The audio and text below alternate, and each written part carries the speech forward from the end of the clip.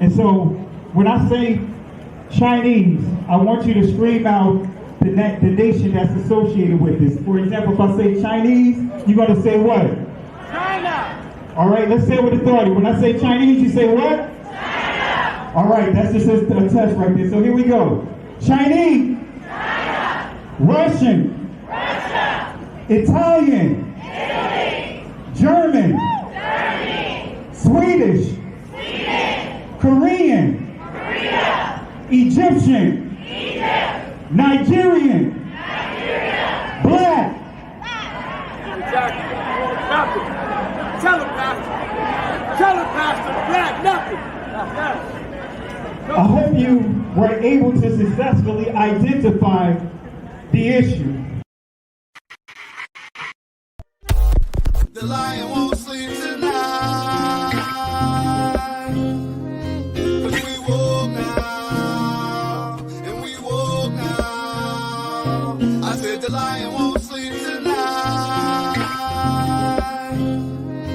'Cause we woke now, and we woke now. They want us to sell our souls to barter profit. Like God's property, it's hard to market. So we steady to aim, keep your eyes on target. Cause when you got to drive, yeah, they'd rather you park it. But I don't valet, you ain't getting these keys. I'm keeping closed hands, I'm on bended knee. I'm just a reflection, dealing with 8 sections. Art mixed with life, you can feel the convection. Your lion won't sleep tonight. 'Cause we woke now, and we woke now. I said the lion won't sleep tonight. 'Cause we woke now, and we woke now. I said the same people that have stripped us of our identity and labeled us as a color have told us what it means to be black. The white man is enacting a story all over the world. We left our homes and flooded the world. We smothered culture. We smothered knowledge. We erased history and rewrote it our way. Myself, my grandfather is 100% Ashkenazi Jewish. Claiming to be Jewish, Ashkenazi Jewish is just a conspiracy. White men claiming to be of tribes of Israel when I'm Germanic. You know, I have no ties to Israel, no ties to Judaism. You know, except loosely written history that's been whitewashed over for centuries. And, you know, from the Renaissance. Oh yeah, right. You wipe everything clean. It's funny how exactly the Renaissance. It's this rebirth, but it's white rebirth. I think at the same exact time the Renaissance is happening, Columbus is sailing to America and committing genocide. There's only one true ethnic Jew, the Mizrahi Jew, because they are Africans, and if you read the original Bible written in Phoenician Hebrew, they're not. Jewish people are not Europeans. The modern Jews in Israel are Russians or Khazars to be precise, from Russia. I learned it from my grandfather that because he was an Ashkenazi Jew. The same people that have stripped us of our identity and labeled us as a color have told us what it means to be black. You know what you are? You're an ancient Israelite. Ancient Israelite, that's who we are. That's who we are. So, if you give me time, if you give me time, but all that he said, no, we don't have so many years. I know. Look at this. This is pages and pages of notes. And I promise we'll give more teaching. But here is my challenge to you. All right. I'm hearing some of your traditions. It's like the days of the Bible. Yes. Do you want to remain ancient Israelites or you want to be Jews? Do you want to remain ancient Israelites?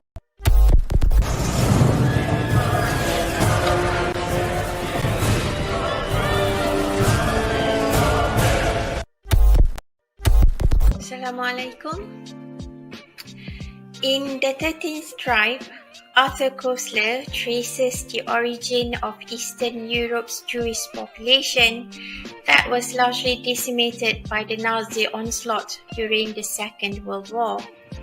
Through extensive research, he discusses the history of a trading empire that was set up by a tribe known as the Khazars. The Khazar Empire was located between the expanding power blocks of Christianity and Islam, and the people were converted to Judaism by their king as a way of standing apart from both. The Khazarians and their wealth were dispersed through the countries of Eastern Europe after the collapse of the Khazar Empire. The Khazarians were not a Semitic people, that they called themselves Jews after their conversion to Judaism is as absurd as the Chinese Muslims calling themselves Arabs.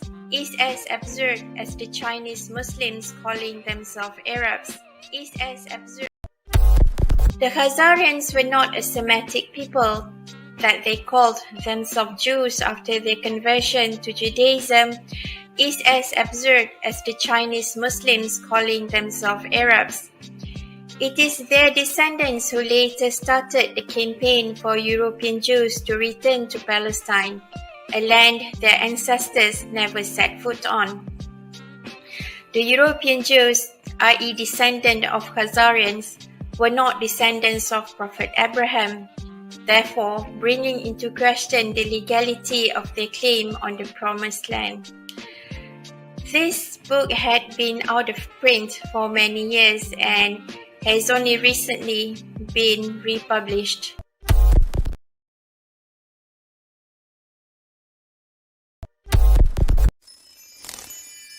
The true Jews of Israel are your black ancestors, are your black ancestors, are your black ancestors. The true Jews of Israel are your black ancestors. You think you and Kyle make TikToks together? Kyle only cares about money. Think about it. Are you really making TikToks together, or is Kyle profiting off of you? It's just like the lost tribes of Israel. It's just like the lost tribes of Israel. I was noticing that you're kind of hanging out a lot with Kyle lately. Is there a problem with that? No, I think it's amazing. It's awesome that someone like you could be okay with someone like him, given all the new information lately. You know, the stuff that's come out about how the Jews stole the black race's identity? That the lost tribes of Judah were actually all Africans? You didn't hear about this? Black people are actually the Jews and people like Kyle have taken that from them? Stop talking to me. When the Jews came to America to escape persecution in World War II, they found that blacks were already the underclass in America. So they had to invent a story for themselves which they could make everyone believe because Kyle runs Hollywood. Genesis chapter 11 verse 10 explains the genealogy of Shem. Shem was a black man in Africa. If you repeat this fact, they can't laugh at you. If you repeat this fact, they can't laugh at you. If you repeat this fact, they can't laugh at you. Want to say peace and blessings to everyone. Hope all is well with you guys. I hope and pray that you guys had a blessed Shabbat. Thank you for tuning in, joining us tonight. Let me adjust my camera here. Really appreciate you guys for tuning in tonight. I know I didn't schedule this live. I said I would go live, but I didn't schedule it in advance. But we're going to continue with our discussion on last night, dealing with hand gestures, dealing with Freemasonry. We gave a lot of information about Freemasonry, and I want to continue the discussion by dealing with the GLOs, the Greek lettered organizations. But before I go on, I want to show you a couple of the books that I made reference to yesterday. This is one of the books that I made reference to yesterday, A Life is Levy and the Kabbalah. I meant to bring more books in here with me, but didn't have a chance to do it. Didn't think about it until literally a couple of minutes ago. So while I was playing the clip, I ran into my other room and grabbed a couple of books to present to you guys. And then also the book that I shared last night as well as a source is this book right here. Actually, it's a two-part book. All right. Let me bring the other one up here so you guys understand. So I'm not just finding videos and all that other stuff. No, these are actually books from when I was part of that organization. All right. So these are a couple of books here, and then here's another book. And when I was initiated, this is the book I have right here that I went through when my first 3 degrees.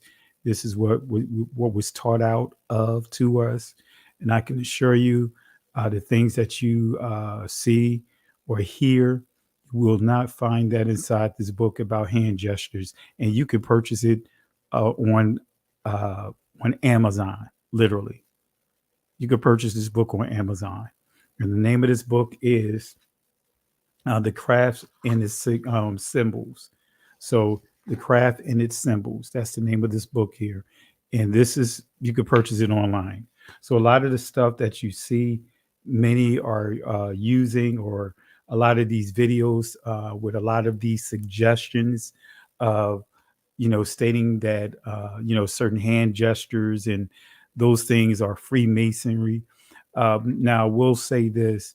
When you start getting into these different fraternities and sororities, of course, they are heavily influenced by the Freemasons, right? But each organization make it a point to come up with a unique hand gesture for their organization, for their fraternity, for their sorority. So I want to make this clear, and I want to put a disclaimer out there. I am not promoting Freemasonry. I am not promoting any Greek lettered organizations. I'm not promoting any of those things. But I want to give clarity so that way many that are teaching, even if you're not teaching, you can understand, or you if you come under scrutiny for body language, you really understand. You have a way to really respond to those that may come at you in regards to your body language. And so those are some of the things that we're going to touch on tonight. And again, these are some of the books that I have here. I thought I had a few other books on my desk, but again, I left them in my other room. So, but it's all good. And like I said, these are the books that was used when I went through the Freemasons when I was 20 years old overseas. And thank the Most High for me not being part of that anymore.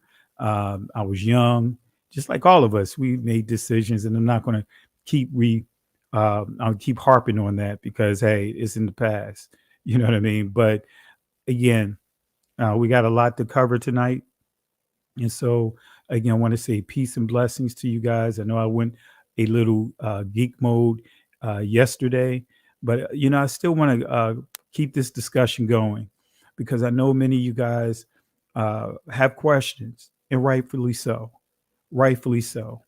But we have to be careful, too, that we are not allowing ourselves to kind of get on a witch hunt, to basically walk on eggshells. It's good to, be conscientious of the things that we do and the things that are around us. But at the same time, not to be in a position that we're walking on eggshells, or we're walking or embracing the spirit of fear. The Most High did not give us the spirit of fear, right? But he gave us what? That of a sound mind. Hallelujah. So that's why we're doing this lesson here. And then we'll get back to our regularly scheduled programs. I was going to upload something here real quick. Let me see here. Where is it? Where is it? Where is it? Where is it? Oh, here it is. I want to upload that. Let's see here. I'm gonna have to let me take a video down here.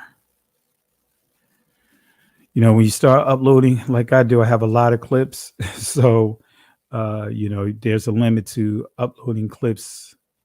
So let me do something real quick. I wanted to upload this clip. So as we progressing, I can refer to it, default to it, with some humor. All right. So while that is going on, let me see. Do I need to I don't need this clip. I'm going to remove these karate clips that I have from last night just so that way we have more space here. Okay. All righty. And that should do it. But let me go ahead and stretch the screen out. And I hope and pray that you guys enjoyed the lesson last night. Like I said, I know we covered a lot. And for the moderators, you guys already know what to do. If there's anyone inside the chat that's trying to cause discord, you guys know what to do. If there's anyone inside the chat that's taking away from what we're doing tonight, you guys already know what to do. If there's anyone that's just trolling, you guys already know what to do. So with that being said, let's go ahead and stretch this screen out here. Let me maximize my screen. All right. So again, Greek lettered organizations is what we're going to deal with tonight. When you get that GLO, you know. All right. And I know I shared a lot of information last night. Took it a step further with the showing some of the letters in the ancient Hebrew. And I didn't bring that book in here. And I know I mentioned to you guys last night about the Aleph, the first letter of the Hebrew alphabets that ties right into the symbolism of that with the the Syriac block letters is actually a snake wrapped around a stick. Also, we could also talk about the Zion being changed or with that letter, or should I say with the Syriac block letters that many are referring to as modern Hebrew, which that is not Hebrew at all. I want to make that clear. This so-called modern Hebrew is not Hebrew at all. It is called the Israeli language. All right. But even from that perspective, we know that the Zion or the Zayin, right, that symbol, that letter in the Syriac block letters, actually, it is a phallus, right? It's a male reproductive organ. Okay. So, like I said, and I'm trying to pull this up real quick so I can show you guys an illustration of the ayin or the ayin in the Israeli language. Let me pull it up real quick. Don't like to just say something without showing you sources. Let's see here. All right, let's see here. I'm going to see if I can pull up the image here and copy it over. And these are some of the things that many of us don't know. I thought I had it in here. Let's see here. If not, we'll just cover it another time. Yeah. If I have enough time, I'll run into my other room and I will grab a book and bring it out to you guys. And I can actually show you the symbol of the Aleph being a snake wrapped around the stick. And I'll copy over some additional sources with the Ayan, or not the Ayan, the Zayin. It showed that how that letter, the block letter, the Syriac letter, is a male reproductive organ. It is a phallus. All right. So this is why the Messiah made the declaration when he was speaking to his disciples in Matthew chapter 5, when he said, think not that I come to destroy the law and the prophets. He said he did not come to destroy the law, but to fulfill the law. In other words, give us the proper way of walking in it, not doing away with it, but walking in it. But he took it a step further, right? He said not one jot or tittle. In other words, just to give you a proper understanding of that, he's simply saying not a single hair, keras, right? The Greek word tittle, iota, not one hair of any of the letters. He said not to even modify or change. And so we see the entire language has been changed from the ancient letters that Moses and those guys used to now a Syriac block letter. All right, that many of those letters point to phallic worship. All right, but anyway, I was trying to see if I could find it, but I can't. We'll do that if I have enough time later. We'll do that. But let's go and continue here. All right, let me bring this up here. Trying to get back to my main screen. And family, if I miss any super chats last night, my apologies because I'm only using one screen. I need to, charge it to my head, not to my heart. I know I need to give me another screen to plug up here, and I will do that. I will do that. I'm gonna try to do it tomorrow. Give me a couple of additional screens to put on this my desk here. But if I miss you, my apologies, but thank you for the contributions. Thank you guys for the support of the channel over the years. In spite of the lockdown from YouTube, we still sitting over 42,000 subscribers, and that's doing very well in a 3 to 4 year period of this channel. But anyway, let's go to get into a family. Greek lettered organizations. When you get that GLO, Now, to recap a little bit from what we covered last night, I taught you guys that when you deal with these fraternities, or should I say deal with Freemasonry, deal with all the fraternities that stems from that, they are teaching you to worship Gomer. Let me say that again. They are teaching you to worship Gomer. Let me say it one more time. They are teaching you to worship Gomer. And for those that didn't catch the live last night, I'll just double back just on that one section, and then we'll fast forward to where we are today. So let me just show you within the source of what I am referring to, God, right? So let me show you on the screen where, again, what I am making reference to, the books. So let me show you on the screen again. Let me do this real quick. All right. So let me show you these are the sources right here. These are the sources that I'm pulling from. Okay. These are the sources that I'm pulling from to give you the definition of God, G-O-D. So let's see what it says here. All right. Let's see what it says here. Let me stretch the screen out again. Okay. Here we go. All right. God, G-O-D, God. And that's the screen print in the backdrop here. All right. Encyclopedia of Freemasonry. God, G-O-D, the initials of Gomer, Oz, Dabar.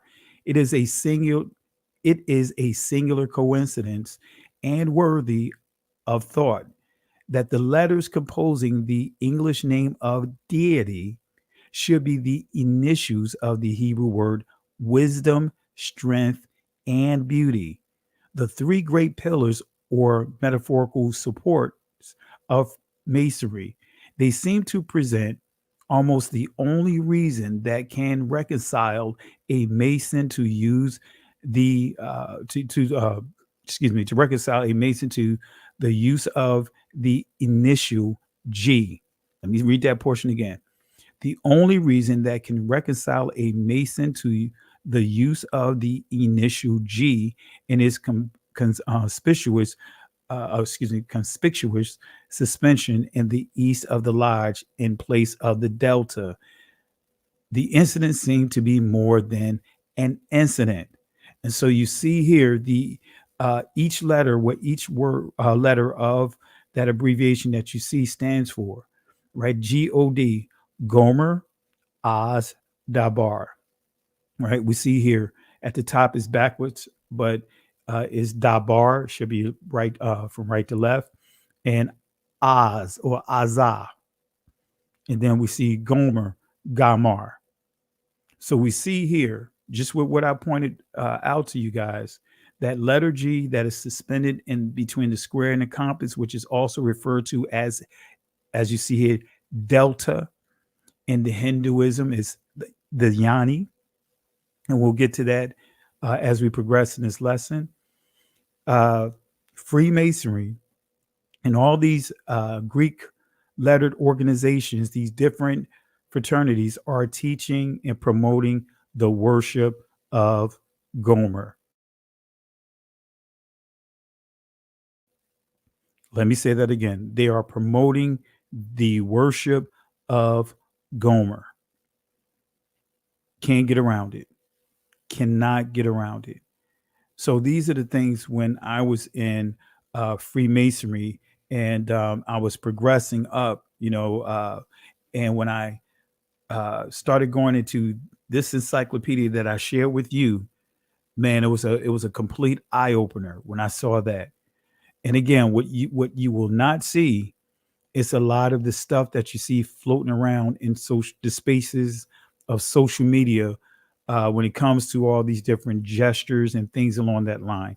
You will not see that. Again, I had hoped to put a photo into my presentation. I forgot. If I have enough time, I'll do it tonight. If not, we'll do it next time we come together. And I'll show you a photo back in the mid 90s with me and my brothers when we went through online together. It was 19 of us, and we were celebrating, right? But you will notice in that photo, you will not see us showing any signs like you see in a lot of these videos, a lot of these clips, and so forth. All right, let me see if I can maybe show the photo on the screen. And guys, don't laugh. This is going back to the mid 90s. All right. We didn't have high def photos and all that other stuff. All right. So don't laugh at your boy when I bring it up here. Let me bring it up here. Now, I want you guys to notice you will not see what many are promoting. Let me share my screen real quick. All right. Not sure if this is going to show up good. Stretch this out. Yeah, here we go. All right, this is a photo of us celebrating after we went through overseas, Osan, Korea. And what you notice is that you don't see hand gestures. You don't see all the stuff that you hear that is being circulating in these spaces, right? Yes, in the top, with the white tie, that is me, right? Didn't have my suit on, right? Next to me in the center, that's my buddy, Mike J. And to the right with the black shirt on is Bebe. Up at the top, these are my friends, So, but again, we were military buddies. And I know for those that see the one that's in the middle, right? Mike J, he has his hands in that position.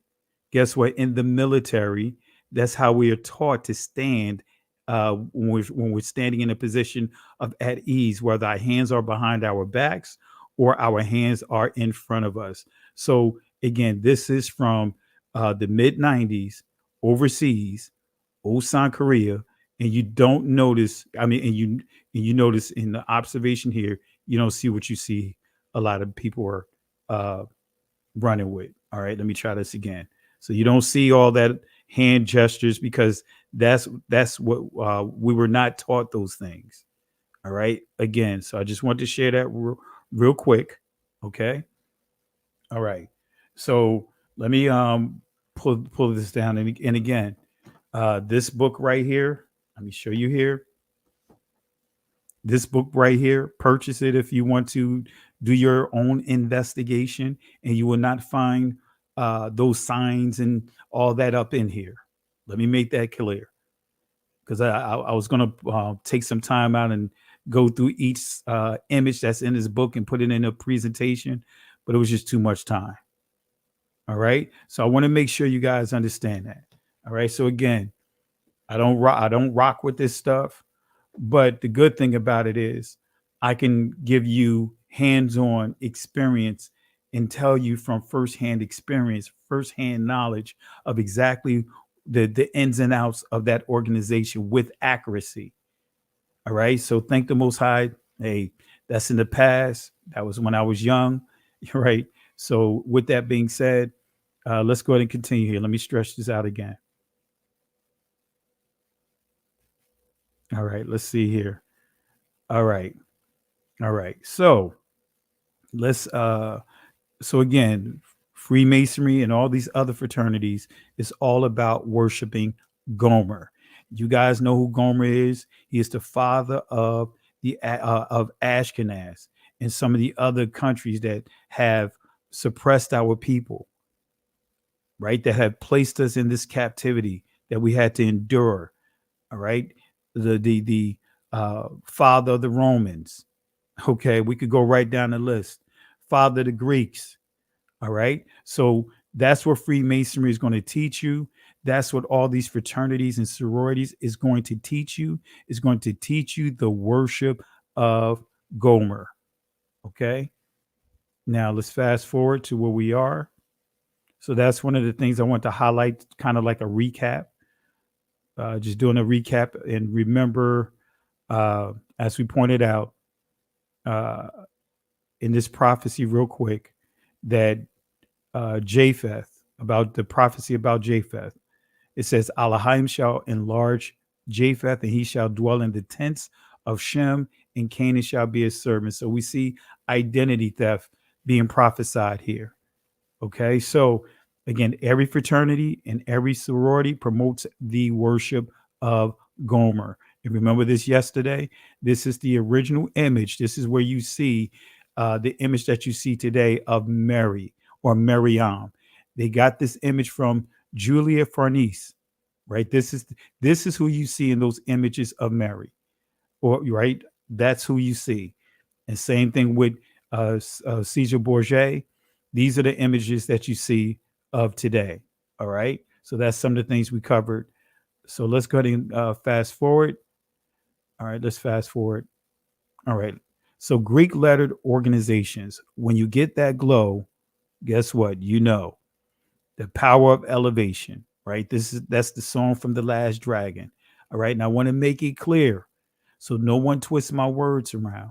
I am not promoting any of these organizations. I'm not promoting fraternities. I'm not promoting sororities. I'm not promoting Freemasonry. I'm not promoting any of these sort.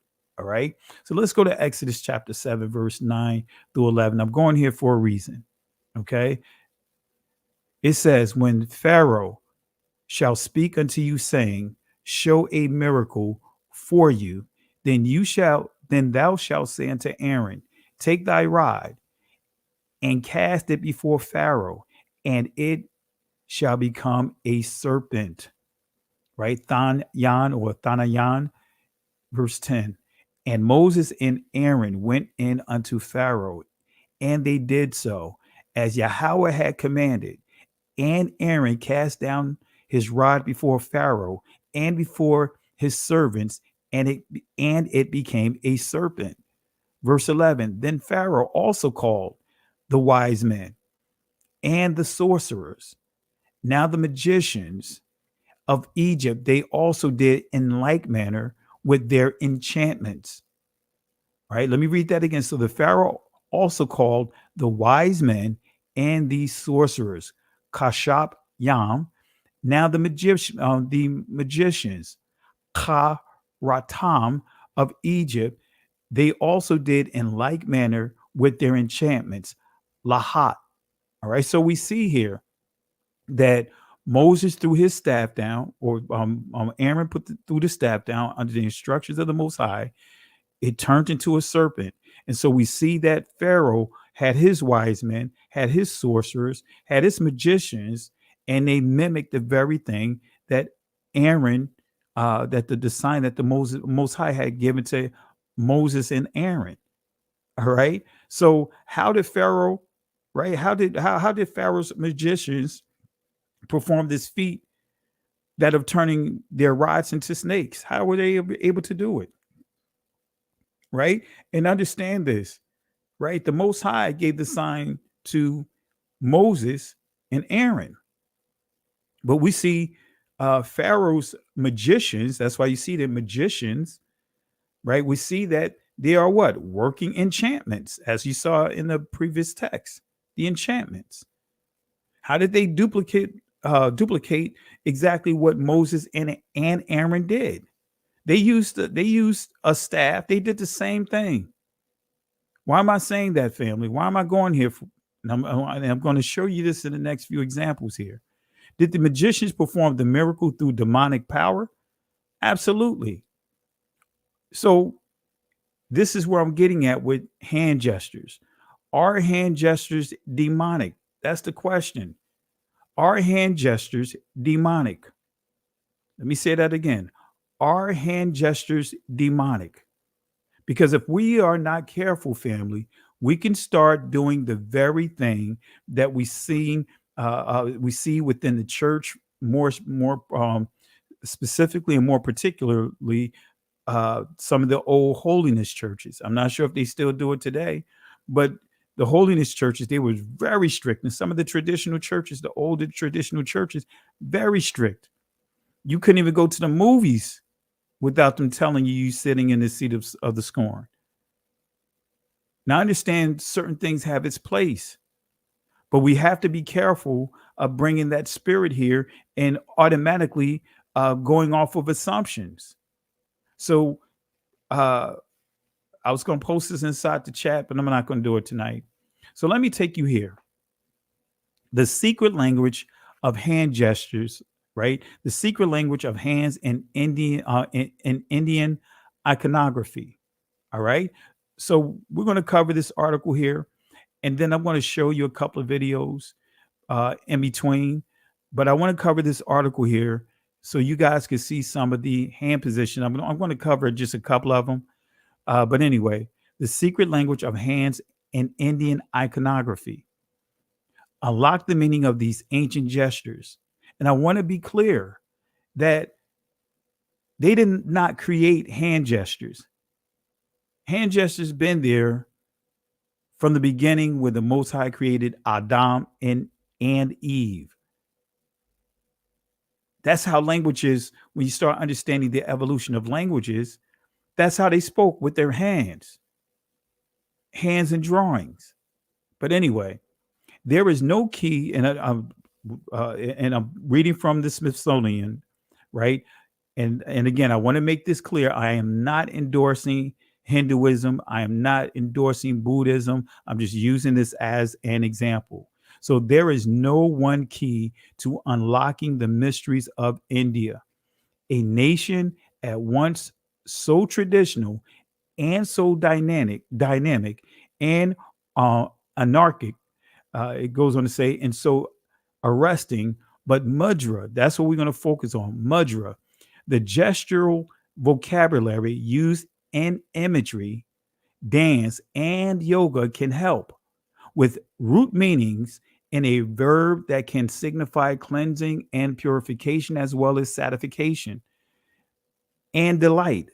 Mudra is used in Indian rhetoric to denote the expression of things by their right names. More concretely, a mudra is a seal or an emblem.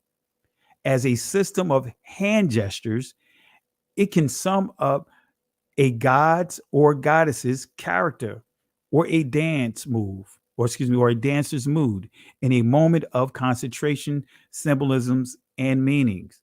So in Hinduism, many of their hand gestures can sum it up as you see a gods or goddesses. Many of their hand gestures are associated with chakras. So I want to make that clear. I'm laying it out, and follow me as I progress here. What follow are illustrations of some of the most common mudras used in Indian iconography, whether Hindu, Buddhist, or Jain. Understanding these symbols can enable a visitor to make sense of who's who in a prolific carved Hindu temple, or give an indication of the message conveyed in a brightly printed calendar. hanging behind a shopkeeper's counter. The attentive visitor may even see reflection of these ancient gestures in everyday bearing of ordinary people, whether the truck driver, the waiter, or the temple priest. So what they're saying here, these hand gestures, you see them all around you, even though these hand gestures didn't originate with these guys. But guess what? You guys have, most of you guys, if not all of you guys, have a driver's license. Now, do you remember the sign that you are to give if your blinkers, your signals are not working, your turn signals are not working? Do you guys remember the signals? I know some of you guys probably don't, but remember how they told you when your blinkers out. I got my hand up. Let me see. I'll use my right hand right now. So remember, they tell you put your hand out the window and hold it up, so that way you can signal to the car behind you whether you're going straight or right or left. You put your hand out the window one way. Now, is this a Masonic symbol? Is this a Masonic gesture? Is this a gesture of worship? Come on, family. Is this a gesture of worship? Is this a demonic gesture? All right. So let's see here. All right. So that's what this is saying. Okay. So they have a mudra called Giving Honor Mudra. And I want to bring that up for a reason. Right. This is the Giving Honor Mudra, known as the Namaskara Mudra, probably the most familiar gesture in all of Indian physical culture. This can be a deeply felt sign of reverence or simply a polite form of greeting. Now, tell me, what does that look like to you guys? Does that look like to you guys? What does that look like? Now, when you guys pray, most of you guys do what with your hands? Are your hands in this position when you're praying? Now, according to how many people are taking gestures and running with it or running with them, you praying with your hands folded together, that's promoting Hinduism. That's promoting Hinduism. Again, we have to be careful. As I stated before yesterday, if you press, let's just say, a B flat key, and you using that B flat to worship the Father, right? It's still the B flat. But if you play that B flat in another song, whether it's hip hop, whatever, it's still the same B flat. It's all about how do you use it. These signs are all around us. And many cultures borrow from other cultures. Like when I taught on the lesson yesterday and we were dealing with Malak. Remember, Malak or Malek is a deity, Ammonite deity, right? But in Hebrew, that's the name of the king in Hebrew, Malak. Those are loaned words. The Ammonites, that's the name of a deity among the Ammonites. But in Hebrew, that word means king. It also means messenger. It also can mean angel. All right. So, and I'm going, and the reason why I'm going here, because I see Miss Abigail, Christianity taught us that it is the prayer sign. But guess what, family? And I want to say this to you as well. It's not just Christianity. Many cultures use this hand gesture in different ways, even in prayer.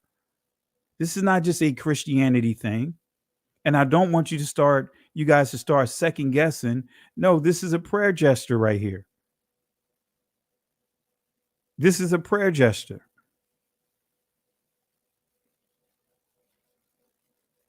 So I'm just saying, if you want to use this, are you in sin for using? Are you practicing Hinduism? Is someone like our grandmothers and grandfathers that have transitioned, are they in sin for using this hand gesture?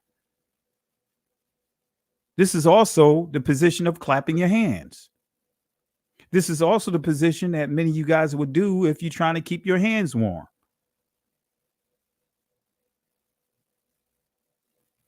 So I want to make sure you guys understand. What about those that use sign language? You have Hebrew Sign Language, believe it or not. This is also part of sign language. Some of these gestures. That's right, Jay Highstyle, high five. All right. So again, how do you use these signs? All right. So let's go ahead and give another example. So are you in sin if you bring your hands together in prayer? No, you're not in sin.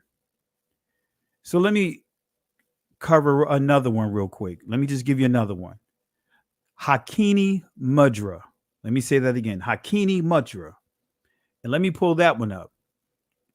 A sacred hand gesture or seal used during yoga and meditation practice as a means of channeling the flow of vital life force energy known as prana. Right? So you see this here. In this Hakini Mudra comes in a number of forms. And if any of you guys have taken any communication classes in college, as well as in the military, they teach you about two ways of communication, two forms of communication, verbal and nonverbal. Right? So this is what is called the Hakini Mudra. Right? So let me show you a couple of clips real quick, and then we'll explain this real quick. But I just want to make sure you guys understand this. And again, I am not promoting this belief system, but I want to make sure you guys understand, because if you guys not careful, man, you guys are just you guys will be afraid of living. All right. So let me play a couple of clips real quick, just explaining gestures. But let me let you hear two different people explaining this Hakini Mudra from a public speaking perspective. All right, let's start with this first one. Let's use a can of Coke to improve your public speaking gestures. As Ricky Bobby once said, I'm not sure what to do with my hands. A lot of people struggle with this. Here are 3 quick tips. First, find a home base, a place to keep your hands when you're not gesturing. A good home base is right about here, a little bit above belt level. Second, hold your hands loosely, just like you're holding a can of Coke. I got this tip from a good friend and author, Alan Weiner. He says people gesture comfortably when they're at a party and they're holding a can of Coke in their hand. They talk normally and they gesture in a relaxed way. Practice this right now with me so you can remember this feeling. Then simply remove the can of Coke and gesture in the same exact way. You can do this with or without notes. 3, gesture about once or twice per sentence. Just let your hands go a little to emphasize the key words in each sentence. And when you're not gesturing, bring your hands back to their home base.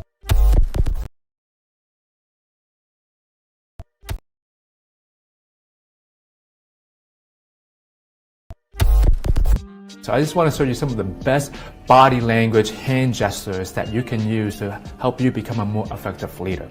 Think about this one first, the triangle. Whenever I put my hands in the triangle, just like this, I'm going to appear more intelligent and knowledgeable in what I have to say. So for example, today I want to talk to you about your body language and how you can become a better leader. Today, I want to help you become a better leader and talk about your body language, right? Just by me putting my hands just like this in a triangle, I'm not changing my voice, I'm just putting my hands in a triangle. People also call this the steeple. I just make it more simple, call it the triangle. But here's the thing, what if you were on a date and your hands are in the triangle and you say, I want that lobster roll, I want that spaghetti. You might seem a little bit too overconfident, I will say. What you can do, think about the triangle, you can open it up a little bit more.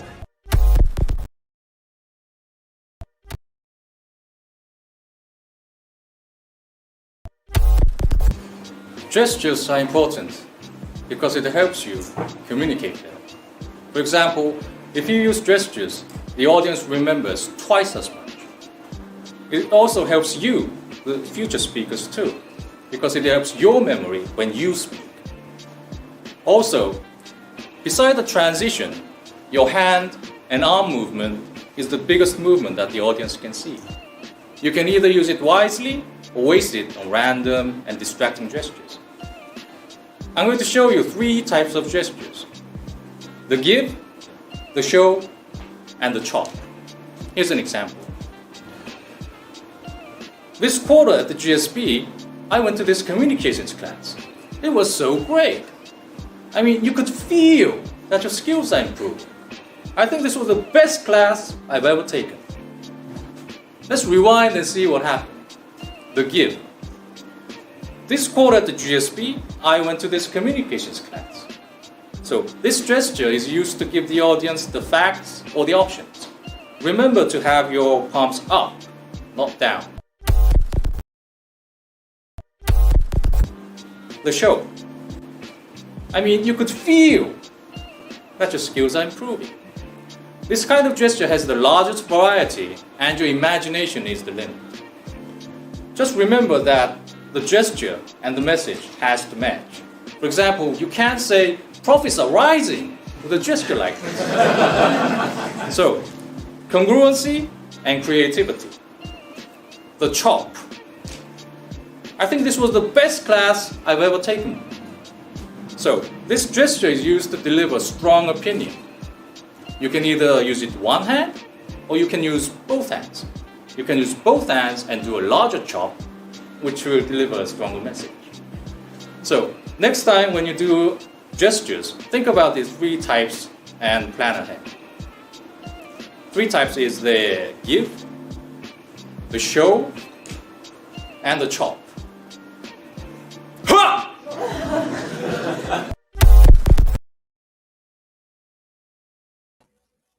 All right. So, are they teaching Hinduism? Are they teaching or giving signs in terms of Freemasonry or fraternity related signs? So, this is the Hakini Mudra. And I'm sure many of you guys that have taken the communication class, you were taught how to do certain hand gestures. Like he pointed out, when you speak with your palms up. When you're giving instructions, palms up versus pointing. All right. Like we covered last night, we shared how Yah wrote on the tablets with his finger. And we see how the Messiah wrote in the dirt or sand with his finger. All right. So let's give a couple of more illustrations of this particular symbol. Or this hand gesture, rather, right? You guys recognize some of these hand gestures. Now, this is what you're taught in communication, how to use your hand. As the one guy that was teaching, he said he called it the triangle, while others call it the steeple, right? Some call it the steeple, but he referred to it as the triangle. And guess what? As the other one that was given more the Coke bottle or the Coke can, rather, he was expressing the hand position of having your Coke can in your hand. Remove the Coke can. Guess what? This is how your hand gestures are. And it's proven that when people are engaging, let's just say in an event, and they communicate more when they have things in their hand, like a drink in their hand, a soda, whatever, and their hands are naturally in this position. And then what we were taught in communication is, guess what? Like he taught, remove the can, and guess what? You still have the same hand position when you are talking. All right. So again, these are different ones. Different gestures. All right. So, but I also will say, for those that may have dealt with stuttering, you are taught how to channel and how to focus and how to put your hands in certain positions to help you slow down and gather your words. And these are one of the gestures right here. These are one of the gestures right here, or hand positions. All right. You see these are still the same hand gesture, but showing you it in different positions. All right. So are you in sin because you were taught this hand gesture in class? Are you in sin because you were taught this hand gesture in your communications class? Are you in sin? What hand gestures did Aaron use? Because there's plenty of hand gestures inside the scriptures. It's just that many of you guys read over it, not thinking much about it. Okay. So what hand gestures did Aaron use? Well, here's a hand gesture. And Aaron lifted up his hand toward the people and blessed them. So that means Aaron lifted up his hand, right? And I'm going to give you an illustration.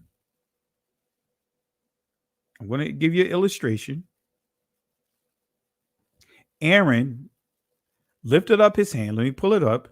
He lifted up his hand toward the people and blessed them. He lifted up his hand. Did he have it this way or did he have it this way? Right? As many of us are taught in communication, you speak this way, but many people would speak with their hands this way. Am I making a Hitler sign if I talk this way? If I'm pointing things out like this, going like this? Am I promoting that Hitler stuff? Am I promoting hatred if I'm talking like this? No. And if you guys grew up in the 80s like I did, go back and look at some of the old hip hop videos. Go back and remember how things were coming up during that time. It was all about your hand gestures. It was talking like this. It was all like this. And guess what? You were all like this. Come on, family. Let's not act brand new. Go look at some of the old videos like Beat Street, Break-In. Look at some of those old videos. Look at some of the old Run DMC videos, the LL Cool J videos, the some of the old hip hop artists of the 80s and the early 90s, and look at their hand gestures. This is before, this other garbage was infused into the culture of hip hop, before it started going the way of Freemasonry and all that other stuff. Not even just Freemasonry, some other stuff, man. The stuff that you see today, the satanic worship and all of that. The B-boy stand. With your heels together. Come on, family. So we see here says Aaron lifted up his hand towards the people. So was it this way or this way? And if I turn it this way, you see what I'm saying? If Aaron lifted up his hand, this is a natural position of your hand. But then if I turn it this way, guess what? And I'm talking this way. Am I giving a demonic gesture? From going this way to this way. And many of you guys speak just like this. And you see a lot of this, especially when you deal with the older Italianos,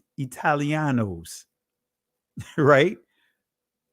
I just want to make it plain to you guys, because I want to make sure that we are not getting to a place to where as though many of you guys are walking on eggshells. All right, so let's stretch this out again.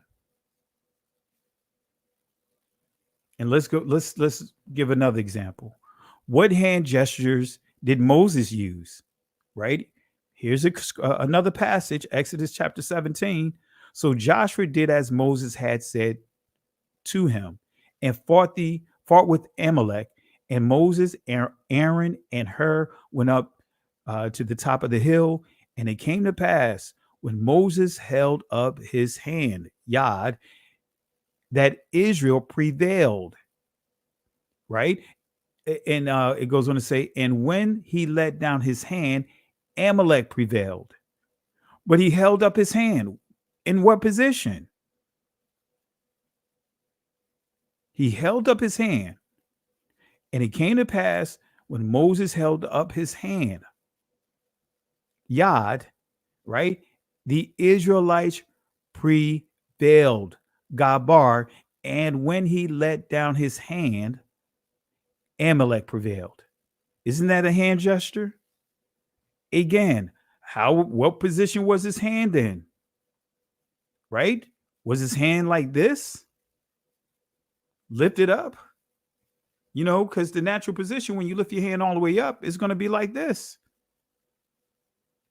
But we could look at many fraternities, sororities that lift their hands up. We could also look in Hinduism and look at the mudras. We could actually look at many of the Hindu statues when you're dealing with, starting with Shakti, the open palms, facing up.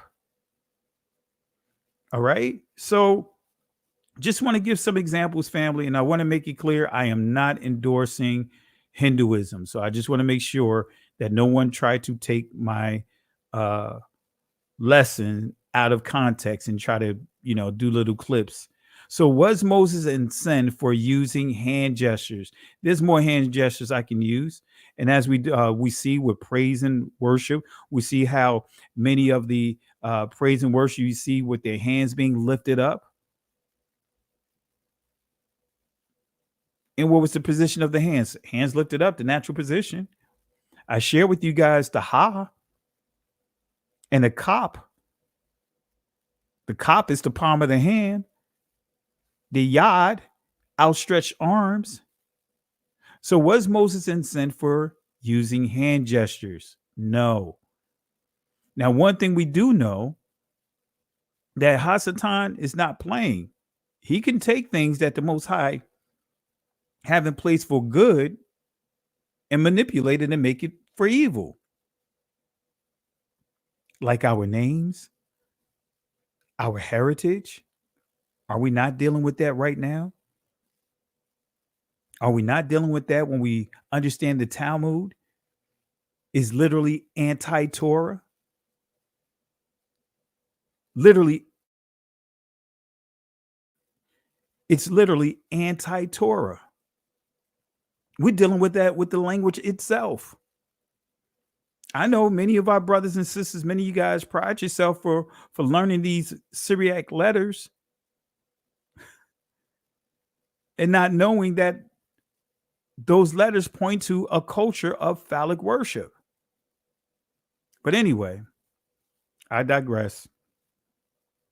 So let me show you Judaism, because what I taught earlier or last night, that the Kabbalah, Freemasonry push Jewish mysticism. It pushes Judaism, mesh with the Luciferian doctrine. So the influence of Judaism on the hip hop culture. Let me show you a little, a couple of sources here. And I didn't animate this here. I thought I did. Let me fix it real quick. All right. Let me do this real quick. There we go. All right. So this is coming from the Jewish Almanac, from the chapter that says a brief history of the the terms for Jew, right? Actually, that's not the same. It's a different chapter. That's the beginning. But anyway, but we are going to highlight page 392. All right. And I have that book. I don't have it in my office here. But notice the word ghetto. Ghetto is a Yiddish word, but we embraced it. Our community embraced it. Ghetto, Yiddish, from the Italian diminutive for borghetto. In other words, a little borough. As early as 1611, the word meant the place where the whole fraternity of Jews dwell together. Let me read that again so you guys understand. Ghetto is a Yiddish word. Yiddish from the Italian diminutive for borghetto, which means a little borough, right? The 5 boroughs, New York, the five ghettos, Boer ghetto. As early as 1611, the word meant the place where the whole fraternity of Jews dwelt together. Let me say that again. Ghetto in 1611, the place where the whole fraternity of Jews dwell together. All right. Then we also see how through Judaism, through Jewish mysticism, we see the influence of Hinduism on the hip hop culture, like the word diva. Some of you guys may remember this, but refresher. God diva, lady, or Lady Godiva. The name of Lady Godiva is simply a combination of three different ways of saying goddess. You have as Mother Goda or Gerd. She was the same as Freya. Interesting. Freya, right? Doesn't that sound familiar? Let me bring back up Freya here. Let's bring up Freya again. Or was that her name? Nope, that's not her name. I thought that was Freya. My apologies. That's Julia Farnese. I was thinking of Freya. All right. So let's erase that. Wipe that out. All right. I was going geek mode, but not that geek. Not that geeky. All right. Don't want to sound like I look like I'm making up stuff. All right. So erase that. So as Mother Goda or Gerd, she was the same as Freya, consort of Godon, in other words, Wotan, father of gods, in other words, Goths, right? Remember, the word God, right, is Got or Gotter, but as you see here, Goth. But nevertheless, Godiva, or God Diva rather, Goda, Gerd, Godan, was a universal Indo-European word. Wait a minute, Indo-European. For those of you guys that are not familiar with this this term from a linguistic perspective, when you hear Indo-European or Proto-Indo-European, that is in a nutshell, the original, going to the root, the origin, Proto-Indo-European, and that's pretty much the language of Japheth. So was a universal Indo-European word for goddess derived from Sanskrit, Devi. And guess what? Sanskrit is still part of that tree or trunk of languages, that tree of languages of the Proto-Indo-European language. So if you really want to find out too the culture and who's who, the languages tell you a lot. It'll reveal a lot to you. Was a universal Indo-European word for goddess derived from Sanskrit, Devi. Tantric scriptures still speak of a mother of creation and a holy female river. And you see God Avari personifying the Western continent. I'm not going to go get into all that, but you guys get the gist of it. Then we see thug, this word thug. Notice what thug is. The curious ritual murder cult of Thuggee. Thugs come from this cult called Thuggee. And look at the spirit behind this. How did these terms even get associated with our community? Because back in the 80s, we were not calling each other thugs and we were not calling each other divas. How did that happen? Artist development? Who controlled the music industry and the management of the artists, the development of the artists? So the curious ritual murder cult, Thuggee, flourished in central India for some 3 centuries until the advent of railroads decreased foot travel in the 1800s, so that the depredations of Thuggee highwaymen declined. Thugs were fanatical worshippers of the goddess Kali, having developed the idea that killing men in her name would win them a privileged reincarnation. Wait a minute. Notice this spirit that comes with the territory of this term thug. Killing one another. See, words have meaning, family. So many are becoming thugs. And what are they doing? Many of our brothers and sisters are doing that have embraced these words, that embrace the word diva, that embrace the word thug. Words have meaning, and we see these behaviors in our community. As we see here, thugs were fanatical worshipers of the goddess Kali, having developed the idea that killing men in her name, in other words, their own brothers and sisters in her name, win them a privileged reincarnation. They prey on her enemies. They preyed on her enemies, the Brahmins. Women had nothing to fear from the thugs. Their victims were only men. All right. So how is this possible? How is this possible? How are they able to have this such of an influence on our community with these different fraternities, these different sororities? How are they able to have an influence on our community? I have the answer up on the screen through the media. And let's go to Oxford Dictionary definition and see what they say about this word media. It says media, the main means of mass communication. Let me say that again. The main means of mass communication, right? Broadcasting, publishing, and the internet regarded collectively. This is the plural form of medium. So media is the plural form of medium, but the main means of mass communication, broadcasting, publishing, and internet regarded collectively. And when we go to Oxford Dictionary of the word medium, we see the intervening substance through which impressions are conveyed to the senses or a force acts on objects at a distance. All right. And it gives an example. Radio communication needs no physical medium between the two stations. So what is the difference between the mediums and media? I gave you one is plural and one is singular. So guess what? There's no difference. All right. So who own and control the media? See, there's a lot of craziness that is being promoted in music. Man, I can't even remember some of the crazy stuff that I've been researching in the music. The behaviors, the music is just off the chain. Hip hop this is not even hip hop.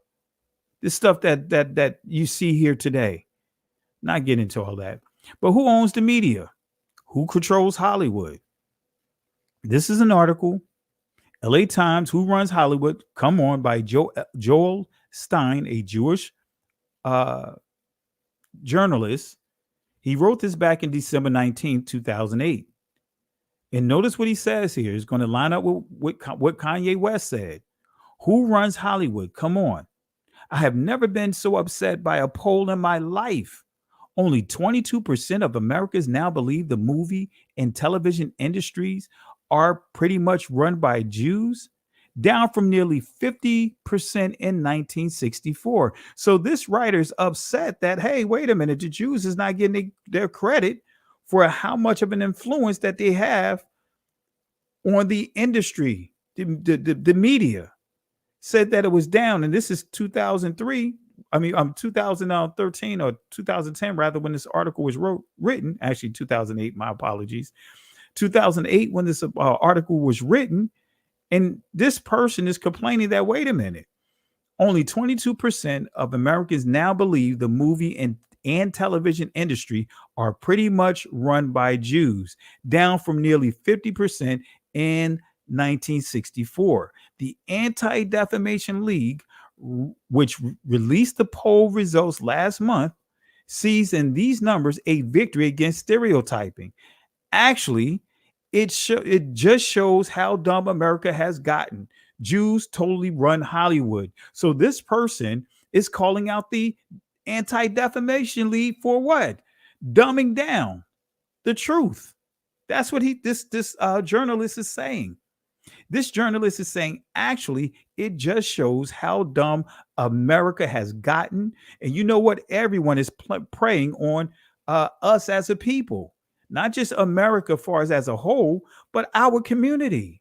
Because many of us, we just fall right in alignment with a lot of the craziness. And we instead of taking things to that highest level to understand where all this delusion is coming from, where this deception is coming from, the root of this stuff.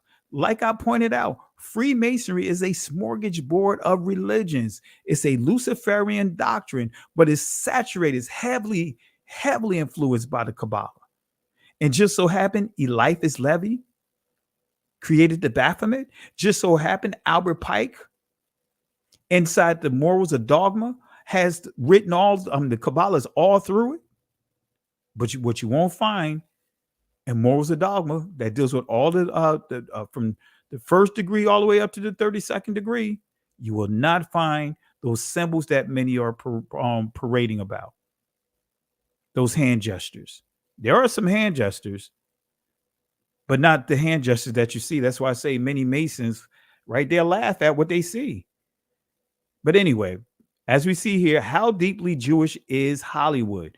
When the studio chiefs took out a full-page ad in Los Angeles Times a few weeks ago to demand that the Screen Actors Guild settle its contract, the open letter was signed by News Corp, President Peter Chernin, Jewish, Paramount Pictures Chairman Brad Gray, Jewish, Walt Disney co-chief executive Robert Iger, Jewish, Sony Pictures Chairman Michael Linton, surprise Dutch Jew, Warner Brothers Chairman Barry Mayer, Jewish, CBS Corp Chief Executive Leslie Moonves, so Jewish his great uncle was the first prime minister of Israel. MGM Chairman Harry Sloan and NBC Universal Chief Executive Jeff Zucker, mega Jewish. If either of the Jews well, I didn't put it in, but it goes on to say the Jews are so dominant, I had to scour the trades to come up with 6 Gentiles in high positions at entertainment companies. When I called them to talk about their incredible advancement, 5 of them refused to talk to me, apparently out of fear insulting Jews. The 6th, AMC president Charlie Collier, turned out to be Jewish. Jews are, so that's still duplicate. So as a proud Jew, I want America to know about our accomplishment. Yes, we control Hollywood. Without us, you'd be flipping between the 700 Club and Davy and Goliath on TV all day. All right. So he's making it clear. He's making it clear. Hollywood, by launching a public relations campaign, because that's what we do best. I'm weighing several slogans, including Hollywood, more Jewish than ever. Hollywood, from the people who brought you the Bible. So this person is making it clear, actually is supporting what Kanye West actually said, that they run Hollywood. They run the entertainment industry. When you start going back and looking at especially some of the artists of old, who was always the management for the most part. So media or medium are tools used for spell casting. So let's start with getting into some of these fraternities and sororities, just so we can see the influence of Freemasonry, but we'll also see the influence of the Kabbalah, Jewish mysticism. We'll see the influence of a lot in these different systems. So let's start with the Delta Sigma Theta sorority. Right? Notice that sign. That's the Delta, right? Some will refer to it as the triangle, but that's the Delta, also the Yanni. But it also, I'll get to there in a second. Let me hold off. So this is coming from their book, the Delta Sigma Theta Sorority Incorporated Grand Chapter Ritual, 1990, page 30. I have the book. We believe in a spiritual life, but we leave to the individual the selection of the medium for its outward manifestation. So what they're saying here, similar to what Freemasonry, right? even though I'm going to show you the contradictions in the Delta segment, the Theta sorority. But the Freemasons, as I pointed out, long as you believe in the higher power, this is why we have to be careful when we try to sound so spiritual. I believe in a higher power. Who do you believe in? Make it clear. Don't try to sound deep. Be clear who you believe in. Make the name plain. I believe in Yah, the Father. I believe in his Son. I believe in the Rawak HaQuadash, which is the spirit of Yah, or we could say Rawak Yahweh. Be clear. So we see that delta, right? That's the delta is used in, we see it all around.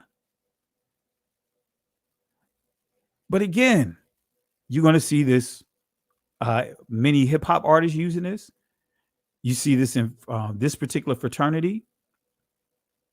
But I'm going to show you with that symbol, how it's being used in other places, in other spaces. All right. And I want to say this as well, too.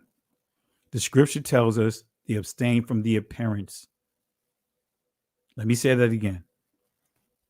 Abstain from the appearance of sin. So even though, right, we may show hand gestures that's not a sin, but we still have to be careful of the appearance of it, right? Especially when you know, especially in the day and time we live in. You just have to be careful of what you're using. You got to be more conscientious of what you're doing. All right. So again, I'm not, I don't want to sound like I'm contradicting myself, but I want to make sure we understand. And I'll use this for an example, right? I remember when I was younger, I was like 14 years old, and I was very active in the church, but I played basketball a lot, right? Christ was not a Mason. Let's not put that stuff in here. All right. Moderators, can y'all delete that comment? Let's stay on course. I don't want to see comments like that. Let's not run with that stuff.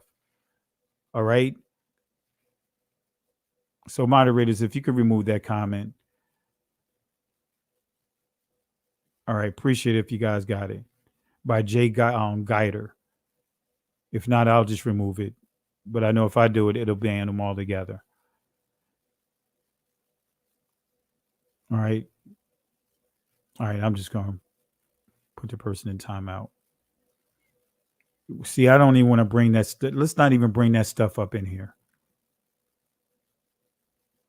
Right? Christ was not a Mason. Let's stop with that crazy stuff. He was not practicing Freemasonry. Let's stop with that crazy stuff. Let's not insert that into the chat. Let's not insert that craziness inside the chat. All right.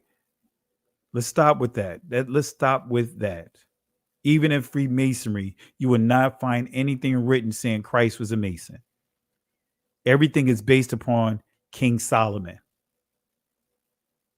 All right. Just want to bring some correction here. Let's stop it. Let's stop with that. Let's not get into this he say she say stuff, or hey, I heard Christ. No, let's not entertain that stuff. All right. And matter of fact, I see a couple of super chats here. I want to say peace and blessings. Shout out to my buddy, Yah's son. Appreciate the love and support tonight. Thank you for the contributions tonight. Thank you for holding it down inside the chat. Really appreciate you. Family, let's show Yah's son some love here. Also, Dessa Williams, want to say show Dessa Williams some love as well for the contributions tonight. Really appreciate you guys. Thank you for supporting what we're doing tonight. All right. And family, let's stop it, right? Let's stop it. Let's stop it. Let's not get into all that craziness. All right. All right. So we don't endorse that stuff over here. And absolutely, that's right. Nanya, people will try, they'll see that stuff and thinking that I'm endorsing that stuff and promoting that stuff. All right. But anyway, so let's get back over here. All right. So notice what it says here. So as I was getting to the point that I was making, they say that they leave it up to the person. Freemasonry, again, you could just believe in whatever you want to believe in. That's why you have lodges that believe in satanic lodges, straight satanic, worshiping Satan, while other lodges, they have Christ inside that lodge.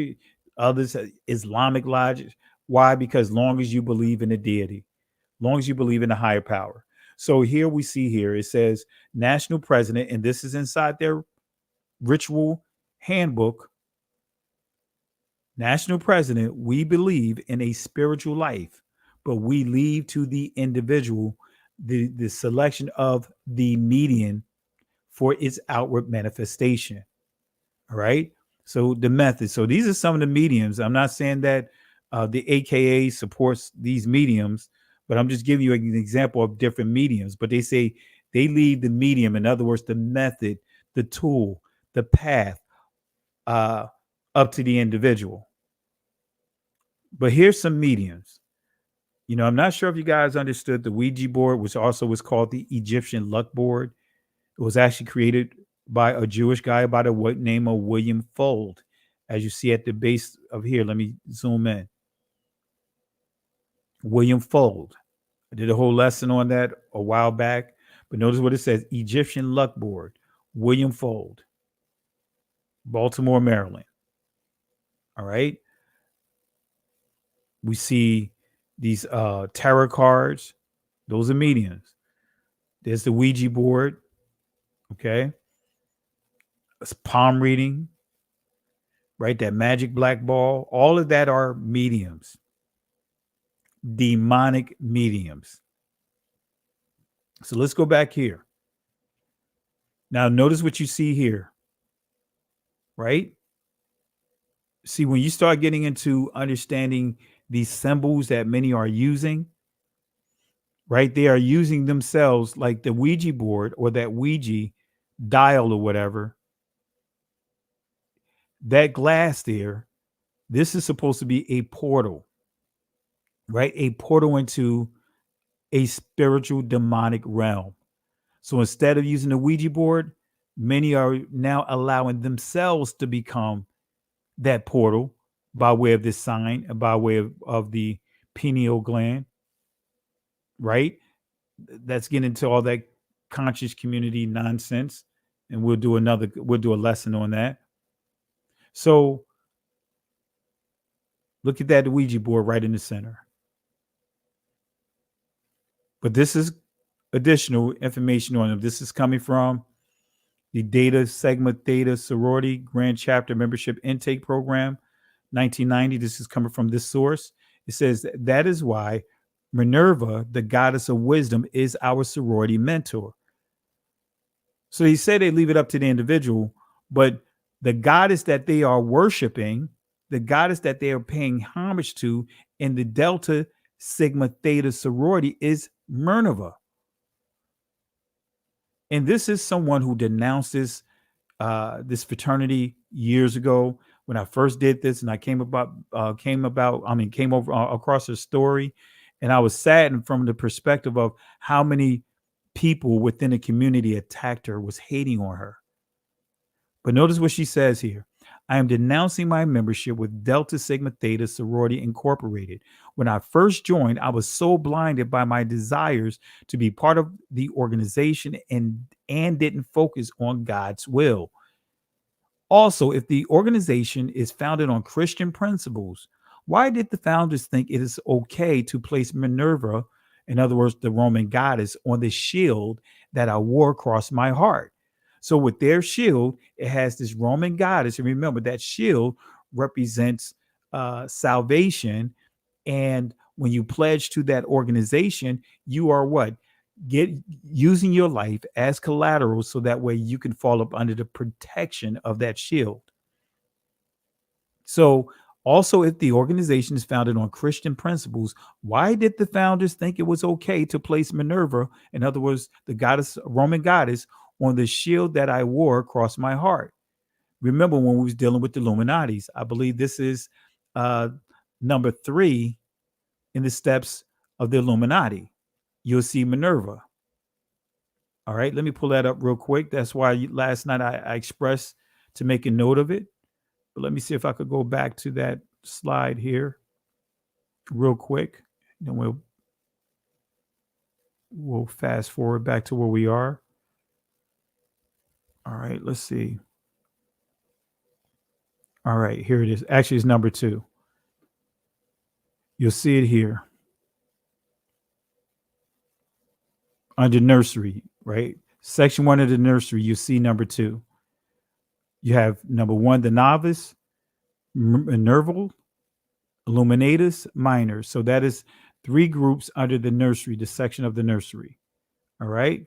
So that's why, yes, last night I expressed for you guys to make a note of Minerva. So let's go ahead and go back to where we are, pick up where we left off at. All right, let me go back to that slide.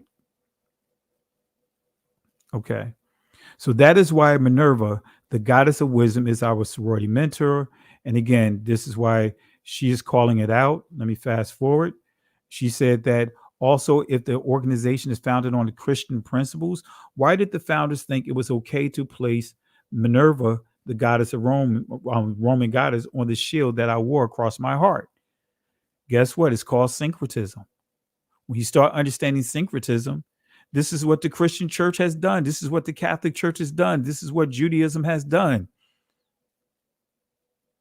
Taking things from other cultures and meshing it into its belief system by way of syncretism. So this is Minerva, the Roman goddess of wisdom, and the moon derived from the Etruscan goddess Minerva and Minerva, probably a crone aspect of the original Capitoline triad. In other words, the triple witches, the triple goddesses. This is when you get Uni. A Latinized Athene, her totem was the same as Athene, Lilith, right? Lilith, the owl. Not that nonsense that you see that was created by the Jewish community, the so-called Adam, that so-called book of Adam that was written by the Jewish community, as we know them, literally. And having Lilith to be supposedly Adam's first wife, all kinds of crazy stuff. No, Lilith is an owl that you'll see in the book of Isaiah. I think it's either 35 or 36. So Athene, Lilith, and the Welsh goddess Blodwedd, an owl, which consequently became known as the bird of wisdom and of witches. So that's the triple goddess right there. That is the triple goddess, right? This is the damsel, the mother, crone, or she is also known as the hag, right? And the hag is not, from their culture, is not an insult of how it's used today. But hag is an old woman, right? In this system. So you have the triple goddess, the 3 witches. And if you ever notice what many of these movies, these witch movies, they have 3 women playing witches, right? So that's the triple goddess. That's Minerva. Remember this image years ago? This is probably back about, I want to say about 10 years ago, because, yeah, I've been doing this lesson for a while. So notice this is Beyonce, and notice the position that they are in. Even though it's reverse, you have Blue Ivy, if I remember that's her name, the damsel, the mother, and notice where her hand is over her womb, right? And then you see Beyonce pregnant, right? Womb. And then you see the hag, or the old woman, right? But the hag. And you see her mother here, and notice what she's wearing here in her outfit. The horseshoe Yanni. Notice what Beyonce is wearing. Look at that. Right? You see that symbol with the Catholic Church, with the moon and the star, the Islamic symbols up in there. All right. So this is just giving you an idea of just how these subliminals that's all around, and many are not catching. All right. That's the owl, blow the wet. You guys remember that from the Horseman, something. I can't remember the full name of the movie. Let's go back here. So the most direct line of descent from Greek societies to America is the Freemasons, called Masons. This is coming out of their doctrine. The Delta Sigma Theta Sorority Incorporated Grand Chapter Candidate Syllabus, 1990, page 30. The most direct line of descent from Greek societies to America is the Freemasons, called Masons. Historians of American fraternities and sororities trace most of our rituals, ceremonies, and rites to the Masons. All right. So again, as I pointed out, all of it comes from all these fraternities, sororities come from the Masons. Goes on to say, an examination of Masonic rituals open to scholars suggests that our founders were also influenced by Masonic rituals, symbolism, and initiation experiences. Let's go back to this article here. This hymn sounds like a religious spiritual song. However, Jesus is the light of our light and our guidance. We praise him, not Delta or Minerva. And this is what she's referring to. So they use the Bible, remove words out, and make it to glorify the sorority. They rearrange biblical things around and put a Deltish, worldly, false, godly twist and make it identical to the word of God, but it's not. And this is what she's referring to. And this is coming out of that same that handbook, right? That ritual the official ritual of the Grand Chapter, 1987, page 4. Though I speak with the tongues of the learned and the profound, and I have no love, I am as noisy gong or a clanging cymbal. Let me read it again. Though I speak with the tongues of the learned and the profound and have no love, I am as noisy gong. I am as a noisy gong or a clanging cymbal. Doesn't that sound familiar? Well, 1 Corinthians chapter 13, verse 1. Though I speak with the tongues of men and of angels and have not charity, I am become as sounding brass or a tinkling cymbal. Although I prophesy, notice how they're using the word and modifying, making subtle changes to it. Though I prophesy, right? Though I prophesy, know all the Delta laws, rituals, traditions, and secrets, and can recite them glibly, and though I have such absolute devotion to duty that I can do anything my hands undertake and have no love, I am nothing. These are quotes coming out of their ritual book. Sound familiar? Going to verse 2 of the same chapter. And though I have the gift of prophecy and understanding all mysteries and all knowledge, and though I have all faith so that I could remove mountains and have not charity, I am nothing. When I was a pyramid, I talked like a pyramid. I understood as a pyramid. I thought as a pyramid. But now that I have become a Delta, I am done with the ways of those intending to be Deltas. Well, same chapter, verse 11. Notice what it says. When I was a child, I spake as a child. I understood as a child. I thought as a child. But when I became a man, I put away childish things.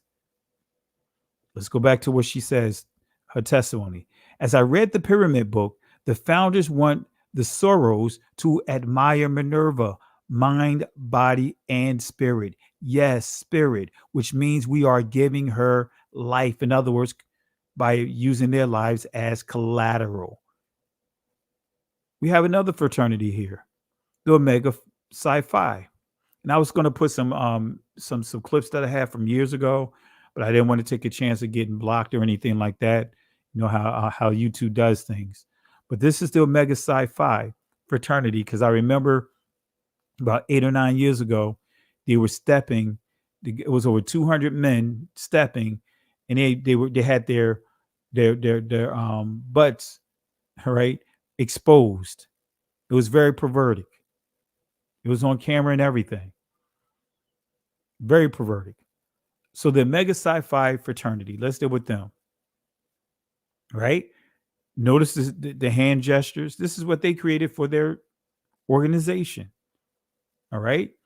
Whence come ye, my friends, clothed as ye be, and accompanied by these my true and tried brothers, neophyte commanded from the outer chambers of darkness into the Shekinah of light of Omega. Wait a minute, they're dealing with the Shekinah or the Shekinah? Yes, and this is coming from the Omega Psi Phi Fraternity Incorporated, 1914, the ritual.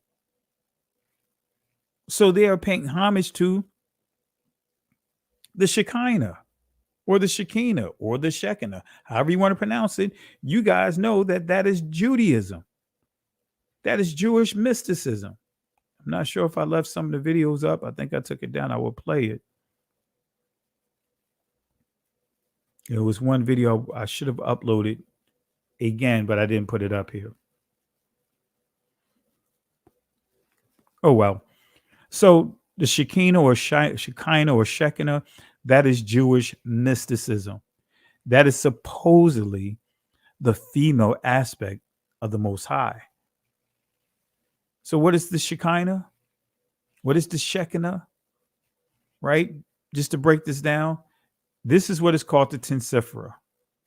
In Judaism, Jewish mysticism, they teach that they have created the diagram of the Most High. But the diagram and the person that they call and refer to is Ein Sof. They teach that Ein Sof is, in their words, God before God. They teach that before the Most High, created everything, he was by himself. So he created the heavens and earth to find himself. This is a bunch of craziness. So they say that this whole diagram is supposed to be the torso of the Most High. And I'm trying to see if I could pull this up inside this book here. Let me see if I can pull it up here. Let me pull up the Sephira.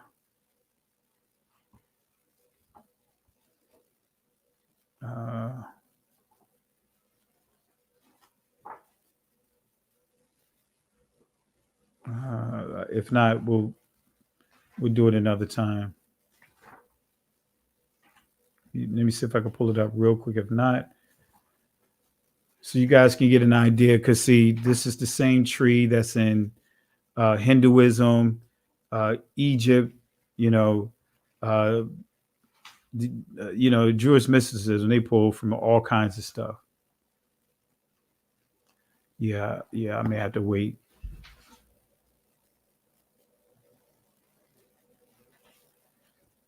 All right, let's see if I could pull it up here.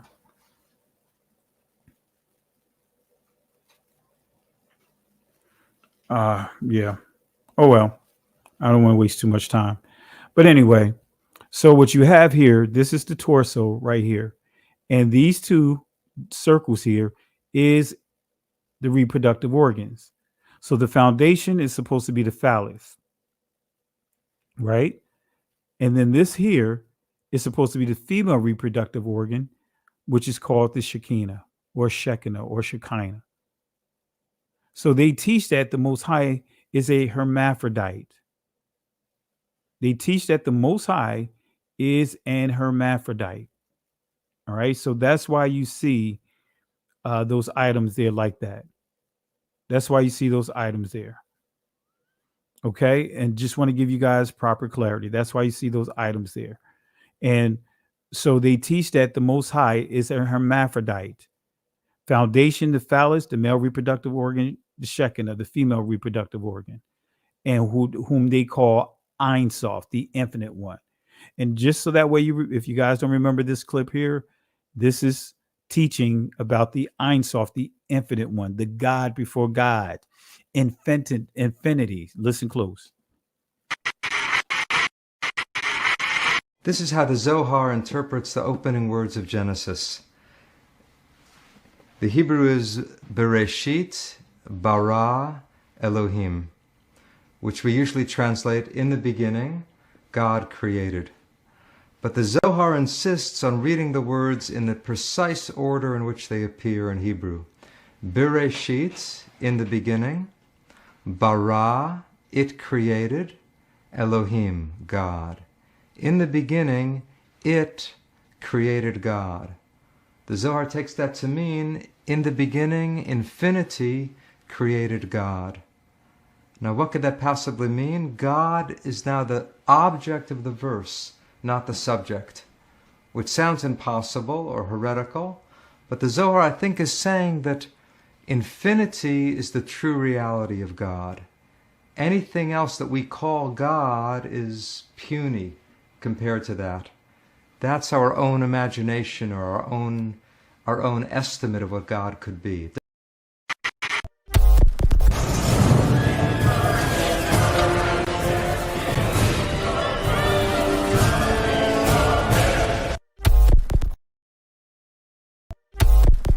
It just doesn't matter. It just doesn't matter. It just doesn't matter. It just doesn't matter. It just doesn't matter. It just doesn't matter. It just doesn't matter. It just doesn't matter. It just doesn't.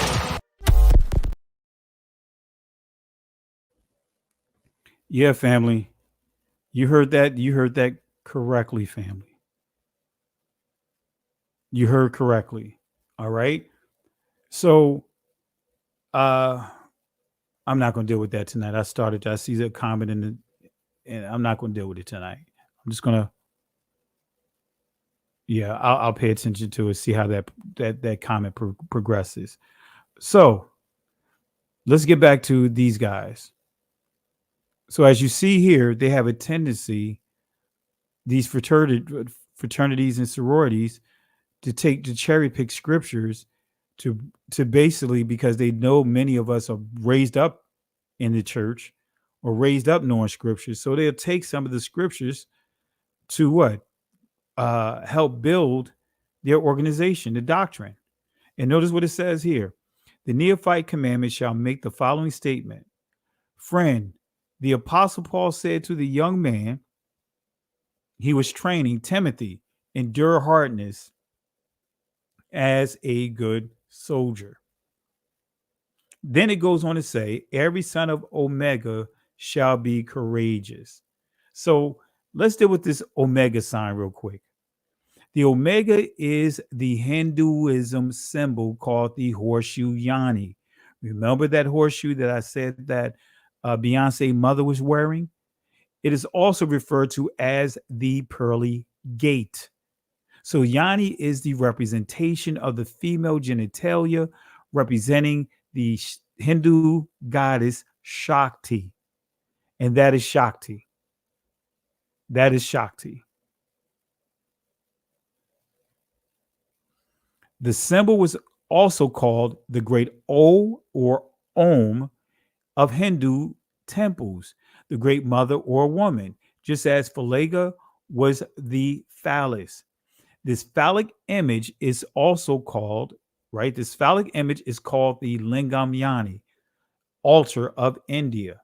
The general focus of her divine energy, the yantra, was adorned as a geometrical symbol. The ceremony of baptismal rebirth often involved drawing through a giant yani. So when we deal with the Lingam Yani, that is the hexagram. That's the image of a Lingam Yani. It's a sexual, that's just a sexual symbol, a sex symbol, sexual or temple prostitution. And that's the horseshoe yani, or not horseshoe yani, that's the fish yani, right? That's that image that you see down in the bottom right. Okay, give me an illustration there. So those who underwent this ceremony was labeled twice born. And there's the symbol right there, family. These are the four symbols that you guys see many are using. A lot of the stuff that you see many people are using come directly from Hinduism by way of who? The Jewish community. So you have the female delta, you have the double pointed oval, you have the fish, and you have the pearly gate, in other words, the horseshoe yoni. And this also is a Greek letter, and this is a Greek letter.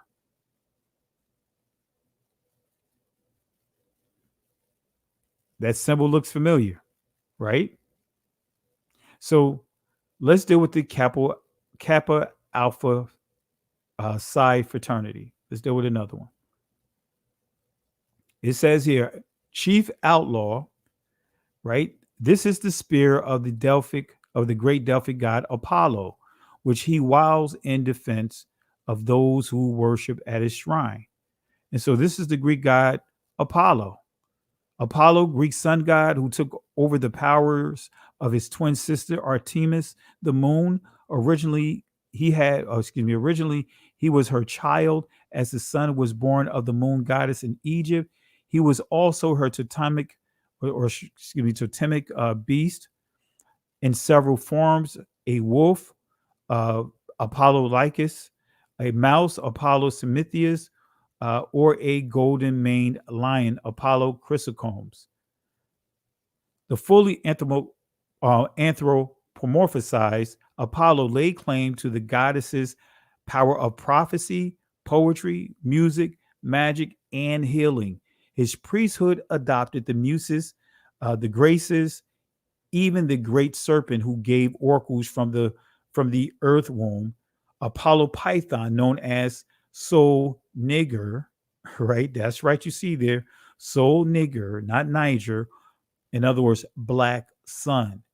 During his nightly sojourn in the underworld, Egyptians called him Apep or Apophis, the serpent of darkness.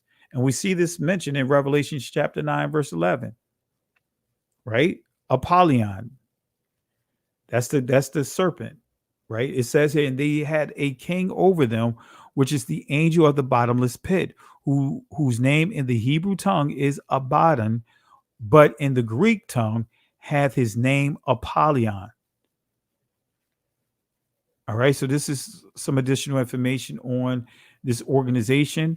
But as you can see, they made it a point to study Greek mythology so that way they could put together their rituals. So the founders of Kappa Alpha Psi were so concerned with the authenticity and uniqueness of their rituals, emblems, and ceremonies that they took classes in Greek mythology and heraldry. And you see that sign that they're putting up. You also see that if you just what I was dealing with earlier, when I was dealing with the mudra, you'll also see that in the mudra. That also looks like the OK sign. You see that in the mudra. All right. And it goes on to say, the last figure is an uplifted arms bearing a spear, which symbolizes fidelity. The latter figure not only indicates the extent to which members will go in their fidelity to each other and cause a right, but also symbolizes the protection which the gods grant unto every loyal member of Kappa Alpha Psi. All right. It must stress first things first and maintain a continuing realization that only first in Kappa Alpha Psi is Kappa Alpha Psi itself. The Alpha Kappa Alpha sorority. All right. Just touching on a few of them tonight, family. To thee, O Alpha Kappa Alpha, we pledge our hearts, our minds, our strength to foster their teachings, obey the laws, and makes thee supreme in service to all mankind. Right? And when we go to Luke chapter 10, verse 27, this is what the scripture tells us. And he answering said, thou shalt love Yahweh thy Elohim with all thy heart, with all thy soul, with all thy strength, and with all thy mind, and thy neighbor as thyself. And if we go back here, you see how they took the scriptures and twisted it. Okay. So who are the AKAs pledging to? To the god Atlas and the goddess Themis. This is Atlas right here. All right. And it says pre-Hellenic Titan or earth god brother of Prometheus, condemned to carry the world on his back. He took part in the giants' revolt against the Olympian gods. This was a reinterpretation of his primary earth supporting function, as Prometheus was associated with the Caucasus, the Caucasus, excuse me, and Hercules. But when we see deal with this Olympian, think about what the Maccabees talks about how the Greeks being led by Antiochus, right? They wanted to put the image of the Greeks, as far as the image, convert Zion into Mount Olympus for their deities. But look at what our brothers and sisters are doing through these fraternities, through these sororities. They are worshiping, again, the sons and daughters of who? They're worshiping Gomer. They're worshiping the idols that they created. Can't get around it, family. We embrace everything else but our own heritage, the truth. With the Pillars of Hercules in the West, so Atlas was associated with the mountains, with the Atlas Mountains of Africa. All right. Then we see Themis, and this is Themis, the goddess Themis. Themis, the pre-Hellenic creatures, cognate of Chaldean Thamti, in other words, sea, or with Tiamat, her virgin aspect of Artemis, or Artemis. Her name was numerically equivalent to that of the moon. Her children were Themistes, in other words, oracles. She founded the Oracle of Delphi, in other words, dealing with the womb, right? Delphi womb, long before it was taken over by Apollo. Black Sea Amazons worshiped Themis in the form of a black stone on their sacred island of Themyscira. In other words, divine Themis. The Roman form had an ancient black stone, the lapis niger, engraved with the goddess' sacred law. In faraway Iceland, the same goddess was adored in the form of a stone called Spermather, in other words, mother of prophecy, or Armather, in other words, mother of prosperity. So one of her daughters is known as Diana of Themyscira. Let me say that again.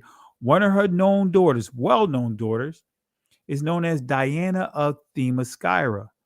And I know that sounds familiar to some of you guys, so I'm going to tell you who exactly Diana is. Diana Themyscira is mentioned in the scriptures.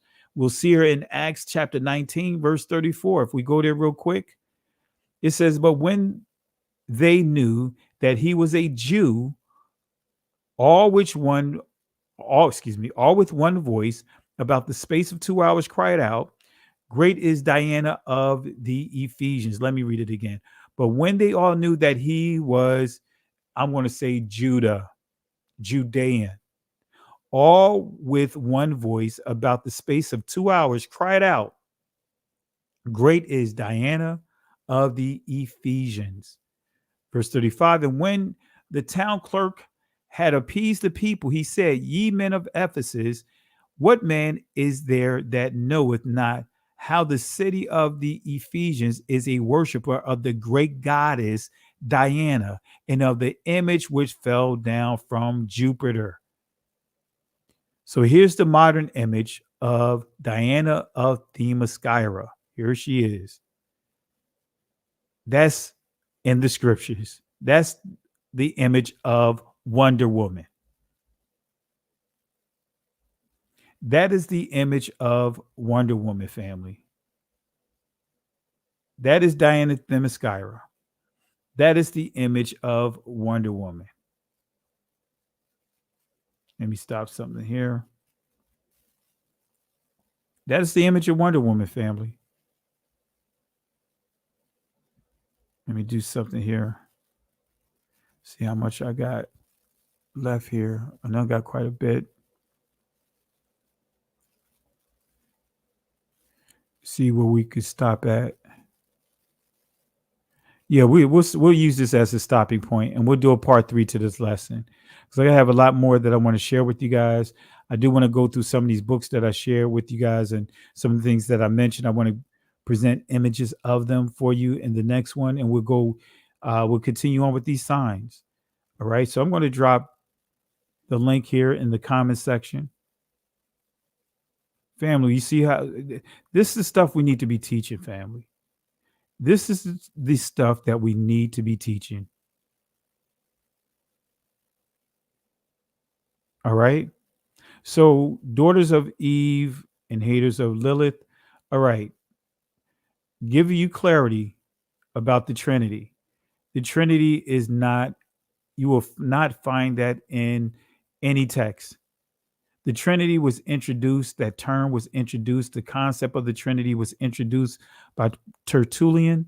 Tertullian was raised in paganism, so to speak.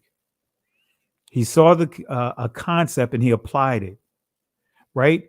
And broke and created this three existing as one, the Father, Son, and the Holy Spirit. He came up with that label, Trinity. Now, when we study the scriptures and we really understand, we have the Father, which his name is Yahweh. Then you have what is called the term, the Spirit of Yah. Now, many of you guys would just say the Holy Spirit. In Hebrew, when you study Hebrew, you'll see wherever you see the Spirit of Yah or the Spirit of God or the Spirit of the Lord in what is called the Old Testament, which I refer to as the established covenant, it's actually, you'll see in Hebrew, the ancient Hebrew, you'll see Rawak Yahweh. Some of you guys would say Ruach Yahweh or Ruach Yahuwah, but in ancient Hebrew, it's Rawak Yahweh. In other words, the Spirit of Yah. So actually, the Holy Spirit is the Spirit of Yah. It's still Yah himself, but it is his spirit. Why? Because we cannot see the Most High in these bodies and live. So we have his spirit dwelling among us. That is still the Father himself. And we also have his Son, which is the Messiah, which is Yahweh Shai HaMashiach, which many of you guys would say. Oh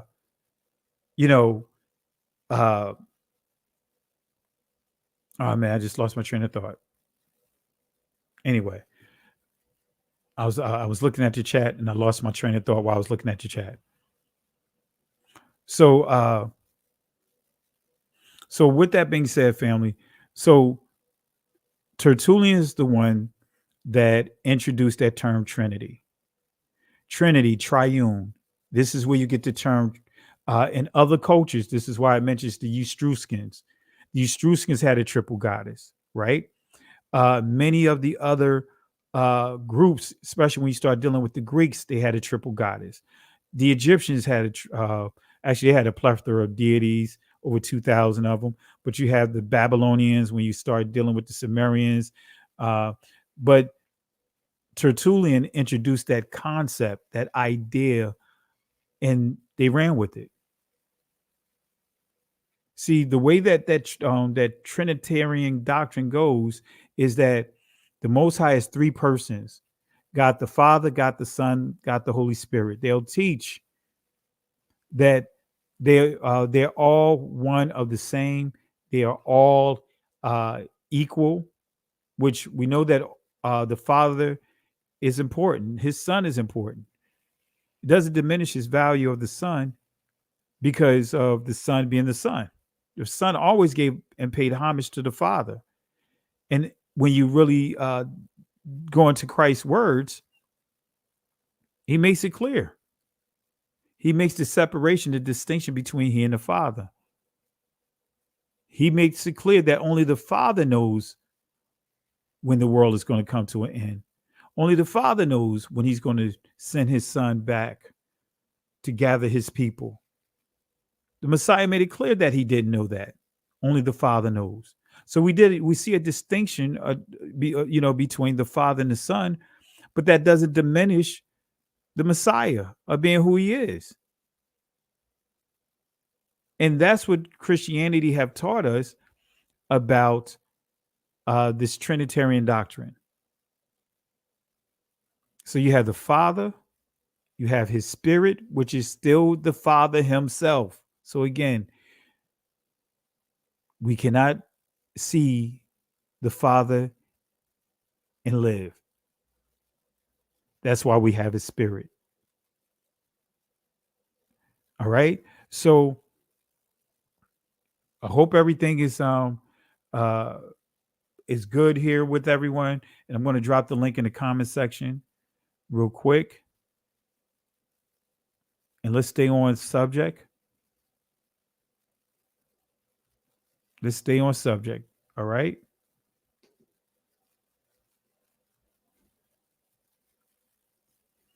All right. I just dropped I dropped the link in the comment section for anyone that want to jump on, but let's stay on subject. Let's not go way out in left field. All right. And we'll give it a few minutes for you guys, anyone that wants to jump on. But again, family, I know we covered a lot. So with that being said, let's wake up. Let me get some of you guys getting the blood circulating in your bones right now. Let me play a couple of clips to get the blood circulating. I know some of you guys is up late, and so I may need to get the blood circulating by playing a couple of clips that may make you guys laugh. But let me go ahead and play some clips here for you guys. Where's the clips that I want to play?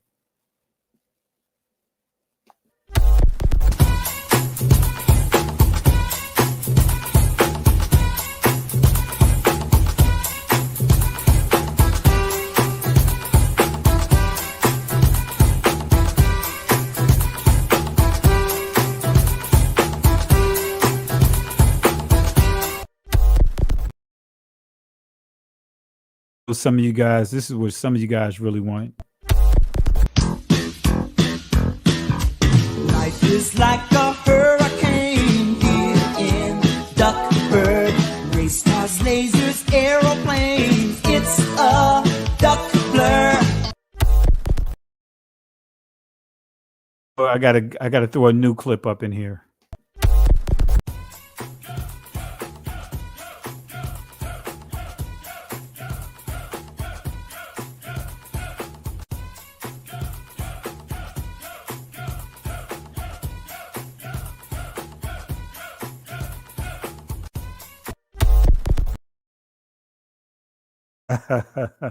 You guys know me. I like to put a little humor up in here.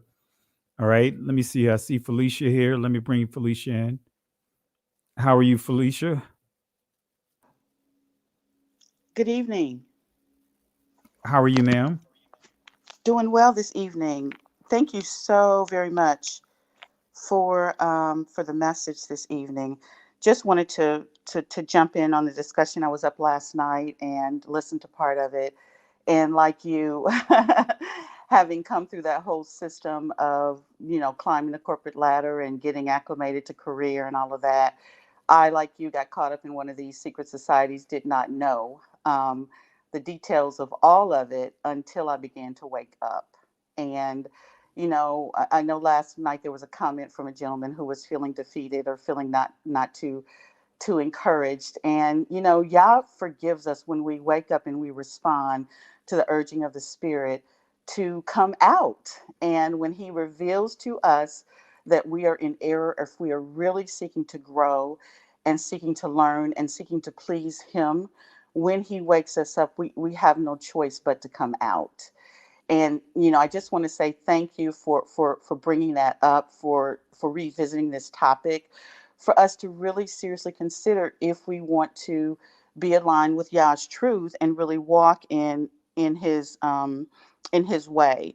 And I think one of two major problems I see with the secret societies and the church, of course, having come through that as, growing up and into adulthood, is that our churches, like you said earlier, we've been syncretized and or synchronized or whatever term we want to, however we want to use that. But it's our our experiences have been full of worldliness, have been full of, idolatry. And I believe a major piece of these secret societies is the idolatry, not understanding that a lot of the reasons why we join, they're based in idolatry, self exaltation, looking at the world to give us what Yah wants to provide, which is provision, and a way to please Him and not ourselves. And then secondly, our churches don't, they don't teach you to think. And one of the things that when I got caught up in one of these sororities, which I have since renounced, is we don't take the word of Yah and think about all of the deception that is within these organizations. And, one of the ones you talked about earlier, a few minutes ago, how Yah woke me up is it was the pledge. When I thought about the pledge and I said, okay, if I love Yah, then I don't have room to love somebody else more than Him. And that's how He actually woke me up and began to gradually help me uncover and expose the deception of the pledge that I had taken and the affiliation that I had gotten myself caught up in. It is and concepts and twist them and put wording in it to make us feel as if we are aligned with Yah. And it's pure deception. But until we open our eyes and our hearts and want to know the truth, then Yah will reveal it to us. But until we do that, we'll be caught up in these organizations. And so I just wanted to thank you, and I wanted to encourage you to continue, to expose the lies. And I want to encourage those who are following you, if you are caught up in one of these, to honestly take assessment and to ask Yah to reveal to you and help you understand how all of this is so deceiving. It's so deceiving, and it's against His will. It's against His will. Absolutely. So how were you? How did like the fraternities and sororities? How was it? Were you introduced to it? Was it by way of family? Because some of us have it in our families or friends. But how were you introduced to the sorority? Yeah, I was introduced, through education.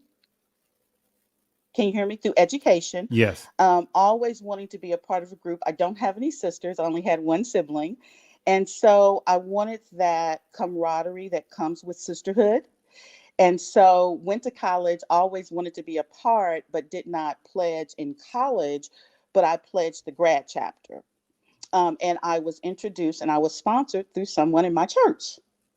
And so, but the catalyst for that was finding out that one of my aunts, who I did not know was in a sorority, very low key, when she took me to a regional event, and all of the women were there, and a lot of women that were there I knew, and they were from my church. And so that kind of reignited that desire to be a part. And a few years later, I was initiated into the organization and was very active, and actually helped one of the presidents launch a prayer group within the chapter, to help her and help the chapter. And we were doing what I believe was good work. We were praying for the sick. We were visiting people that were ill. We were praying for needs within the chapter, but not understanding that prayer channel was not coming through. For me, I was sincere about who I worship, but not understanding the connection to idolatry and really the whole Greek scene and all of this. A lot of what you have shared tonight and in your previous, I stumbled into your previous one a couple of months ago on this topic, but a lot of it is not shared openly, and it's very veiled. So while on the shield you have these Greek gods, and you don't really know what it means, and I don't know if the upper echelons know, but those who are initiating, you really don't understand what that is. And so when I was seeking to renounce, I did stumble across a group on the internet, and they provided a template which I used to write a letter to the national headquarters. Of course, I haven't gotten a response, but it's, I renounce this, and these are the reasons why. And from a ministry perspective, I went into the theology behind why I'm renouncing, because this is what you told me I had to say. And now that I understand that every time I say that oath, I'm not pledging an allegiance to my Yah or to his son as my savior. I'm pledging an allegiance to this satanically idolatrous organization. And according to the word, I don't have enough love to spread around like that. My allegiance first is to Yah and the things of Yah. But here's an interesting piece. I would always go in and out. I would go in and out of active membership. And I would go in and out because I didn't feel the love that we're supposed to have for one another. And anybody that's been into the sororities or fraternities, especially a sorority, you know how we women can be with one another. Well, it's still up in there. They're supposed to be your sisters. And so I wouldn't feel the love, so I would come in and out. Well, once I actually recognize, well, there's no love because the love of Yah is not there because it's not of Yah. So the light bulb began to go on for me why a lot of pieces were disconnected, why I would go in and out, why they would cut each other within the organization, because the spirit of Yah that I thought it was about was not in the organization, because the organization is not of Yah. And because our churches don't teach us how to think, and how to process things from a biblical perspective, we get lost into idolatrous affiliations, of which sororities, and fraternities are a part of that. Absolutely. Absolutely. You hit on a number of things. And the one thing that really stood out is the church, and that's one of the things that many don't realize is, especially when you start dealing with these fraternities, you're introduced to it by way of the church, many of us. And, Freemasonry was prevalent in the church I grew up in. The Eastern Stars, they had their bingos and all. And like you said, and the things that make it seem so peaceful is that you see them doing things like outreach. You see them going to the, I'm sweating here. I'm trying to turn my AC on in this room office here. But you see them going out to like the Children's Hospital and all those different things. So it gives that illusion that it's a peaceful organization. And for me, when I was overseas, is when I was online to go to my 32nd, and when I started really going into the detailed doctrine of the couple of books that I shared on the screen. And when I started really looking, I was like, wait a minute. When I saw the God portion of it, I was like, whoa, wait a minute. We worship in Gomer? That's what it all boils down to, worshiping Gomer. And then again, some of the other things you learn about, as long as you believe in a deity. So it doesn't matter who you believe in. So it was just, it was a lot of stuff as I started learning more and more about it. And I left it, and didn't look back. Right. And we, one of the things that I'm still, I swept my house. I gathered every piece of paraphernalia I could find, every ink pen. And now as I'm still going through mugs, all that went in my closet, pulled out the windsuits, all that kind of stuff, threw all that stuff in the trash. And even today, as I'm still finding pieces, I trash it. It's every, pulling it out. And that's part of the piece when we have to come out. The word says come out, and it's so pervasive. And even now, as I shared a few weeks ago, for me, it's been about a little over 3 years that I've been awake, and he's slowly peeling off layers of not only this was one layer, but other layers. Going through your books and stuff you got in your books from all these people you've been reading over the years, pulling that stuff out. And I think, as we are growing and learning, Yah requires us to step up and to share the truth. And so I just want to jump on and say thank you for continuing. This is just another topic that has our people in a grip, and we think this is the way, but it's not. His word is the way.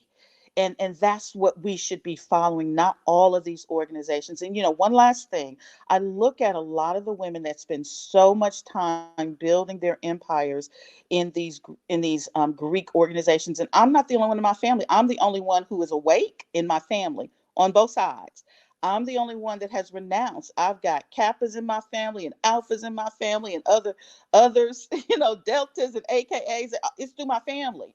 My parents weren't, but my uncles and my aunts and my cousins are. And so I just pray that they will wake up, and they're resistant like everybody else is experienced on the line, like you. They don't want to hear it. They don't want to hear about Yah. They don't want to hear about what the path they're in. And just and don't talk about their beloved Greek organizations.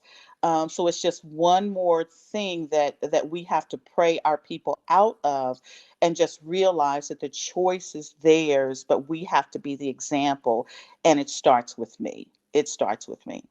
Yeah. So Absolutely. thank you again. My trash can.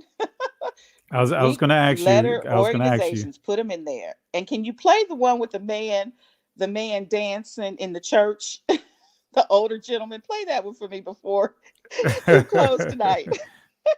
All right, let me give the trash can to all these Greek lettered organizations, and Yes. and I want to add this to family for those that are watching. You know, uh, we all have been through a lot as a community.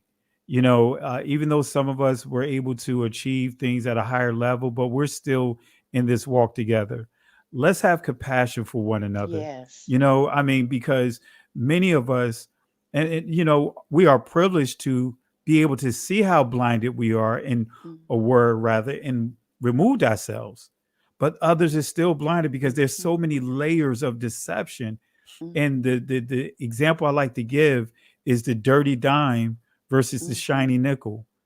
They done threw so much shade on our history, to where as though now they flash this shiny nickel, in front of us, and entice us to want to embrace something that we really already have: a rich heritage, a rich Yes. culture.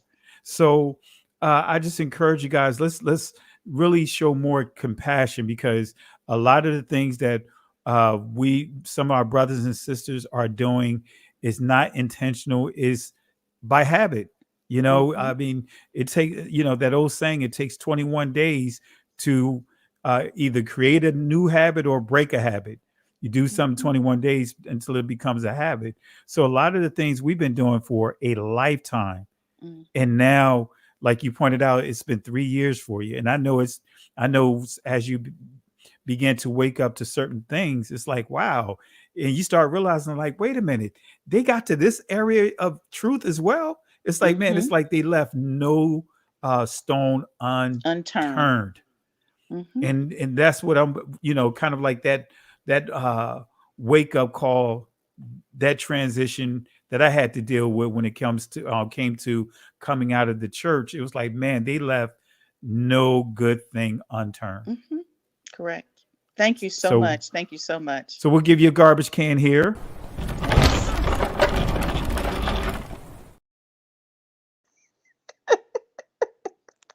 You asked if I could play this, and I'll play it just at your request. Here we go. Thank you, Pastor. Good night. All right, sis. Have a good night. Thanks for jumping on, and thank you for the support. All right. Sister Carol, got you in the building. What's up? What's up? What's up? What's up? Peace and blessings, brother. How are you? I'm good. I'm glad you broke apart this lesson tonight in discussion, especially about the hand gestures. I'm going back to that. I think we really need to start using common sense when it comes to the hands and movement of our bodies. which is a natural way of communicating before verbal is ever used. You check a person's body language and hands. It has absolutely nothing to do with evilness.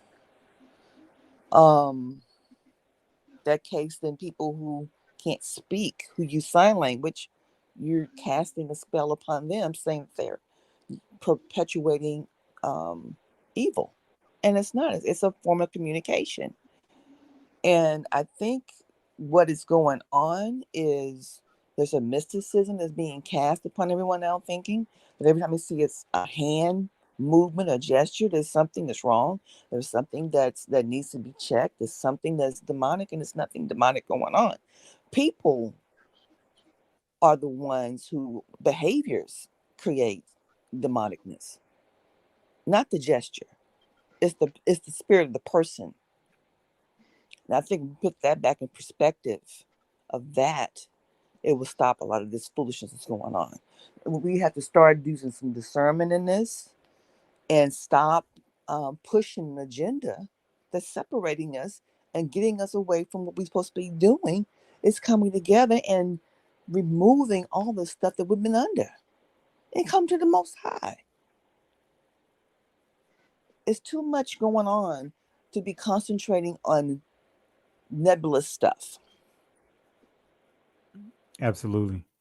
I mean, I totally agree. It's sickening, and even to the point talking about movement of your glasses on your face. That's triggering. That's a sign of Masonic. It's nothing Masonic about moving your glasses on your face. When you talk and your glasses slip down, you move them back up on your face. To that silliness. And we got to really just start using some common sense. Wait a minute, you saying glasses on the face is a Masonic gesture? It's a Masonic gesture.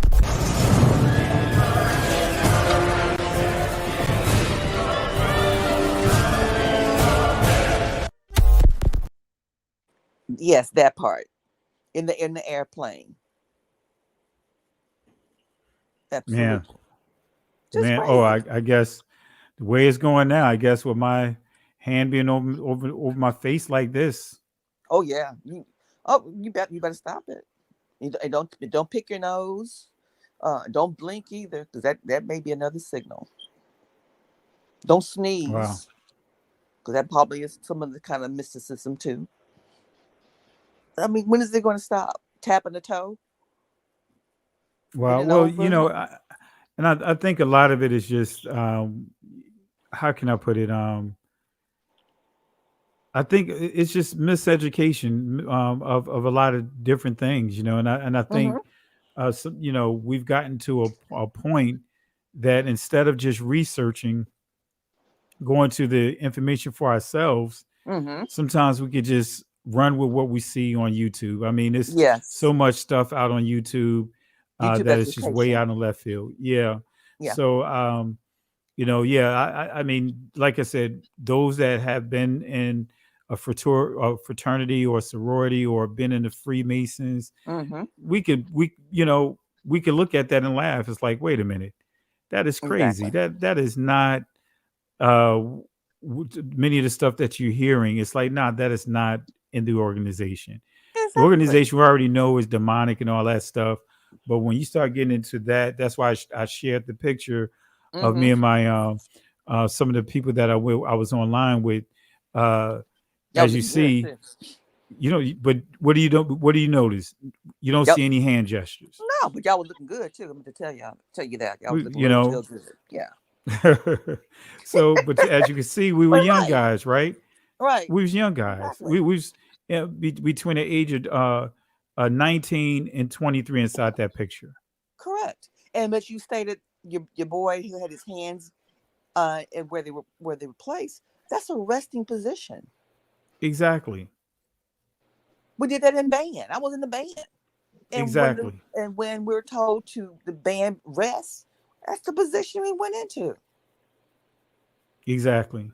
But again, only thing I do want to. Oh, I was going to say, only thing I want to change is the common sense. I think that's part of the problem. Well, that's true. right? That's true. Now to that Common point, you're right. senses, the common senses. I don't even use the common senses anymore because the scripture says that there are ways that seem right Right. unto man, and that way leads to death. So I don't even use the common sense anymore. But we just have to use discernment, like the scripture says. Correct. The discernment's according to the will of the Father, because if not, before you know it, we'll be focusing on so many different things that's not even biblical, that's out of the will of the Father. Correct. You know, Absolutely. that's why I shared even with the scriptures. You got Moses using his hands. It doesn't tell you how his finger positions was, Throughout but all he's the using his hand. scriptures, you see that. Throughout all the scriptures, you see that. There was a sign. There was a hand. There was something going on as a signal. Yeah. And we Yeah. just gloss over that. Yeah. And it's really sad how we Yeah. just go. But it explains also how we are, how we got in the position we're in, because our people did it back then, and we're still doing it today. And I Nothing was has talking changed. to someone, and that was really I didn't know, and but remember talking to someone that used to have a stuttering problem, right? And that's what they taught them. They taught them how to, put their hands in certain positions, right, to focus, to calm them, slow them down. Exactly. Correct. And if we're not careful, we'll call that, put labels on that. So that's why I just wanted to do these teachers again, just so that way our brothers and sisters can just hopefully to kind of pump the brakes, not just with that, but just even some of the stuff that we see with these conspiracies, because it's so many different things. The cloning, man, before you know it, man, everyone is going to be a clone. Just to kind of get away from the cloning stuff and just get back to sound information, sound Correct. discernment, Right. So I'm just praying that we could just get back to that place that we don't continue to run and chase after fables. So, Exactly. hey, real quick, sis, let me see here. I got Mr. Pirate Brain here, and then we'll let him give some shout outs here, then whatever comments you have to follow. Mr. Pirate Brain, how you doing, my brother? How you doing today, sir? I am doing great. Thank you. I'm well. Thank you. Yeah, it was a great lesson today. And it kind of hit home for me because my mother was a Delta, and she passed away about 4 years ago. And she was a Delta all her life, but I always saw her do good things. And there's a lot of things she did that were good that I never saw. And I didn't find out until her funeral, when the organization gave her a send-off. And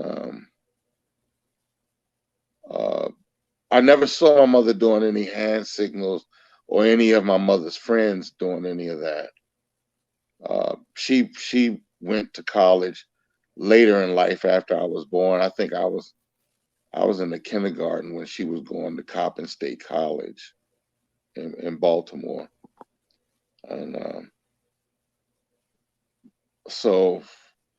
but I've learned about those Greek organizations, and I never had a desire to join one when I was growing up. And and it's very interesting to learn some of this stuff. And this is not the first time I heard it. I've heard it before. And it was just very interesting to hear some of those things and have confirmation of it. And I always wondered about those hand signals. And I remember when I was younger, I think we all went through a phase like that. I was younger, I wanted a Ouija board, and I bought one, and my mother threw it away. She said, you're not going to have one of these. And she threw it out. So my mother kept her discernment. Yeah. And but anyway, I thank you very much. And I wanted to mention to you, if you were saying you had some people that were trolling, I would like to be a moderator if you'll have me as one. And I just wanted to put it out there for you. Okay. Appreciate it. I appreciate it. I'll add you. I'll add you in there. Okay. You know, But appreciate it. I've been following your channel and listening to your word for several years now. Yeah. All right, you But got to make sure you're not rolling up with those hand gestures and all that. All right. oh no, I don't do any of No, that. I'm just picking with you. I'm just picking with you. No. Yeah, I understand that. I've understood that for quite some time. Yeah. Yeah. Well, any one you want to give the garbage can to tonight, or give a couple of three pieces to?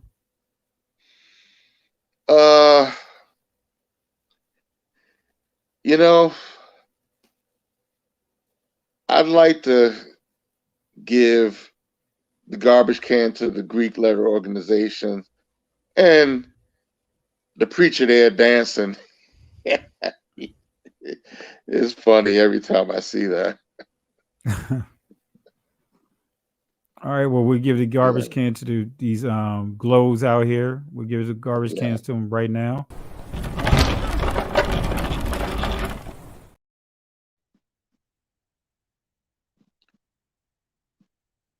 Thank you very much, and thank you for your lesson today. I really appreciate it. And sometimes I'm there listening and I don't come on, but I'm always there watching. Just wanted to let you know. Oh, appreciate it, my brother. Appreciate it. Really appreciate it. All right. Well, with that being said, Sister Carol, I'm gonna turn it over to you.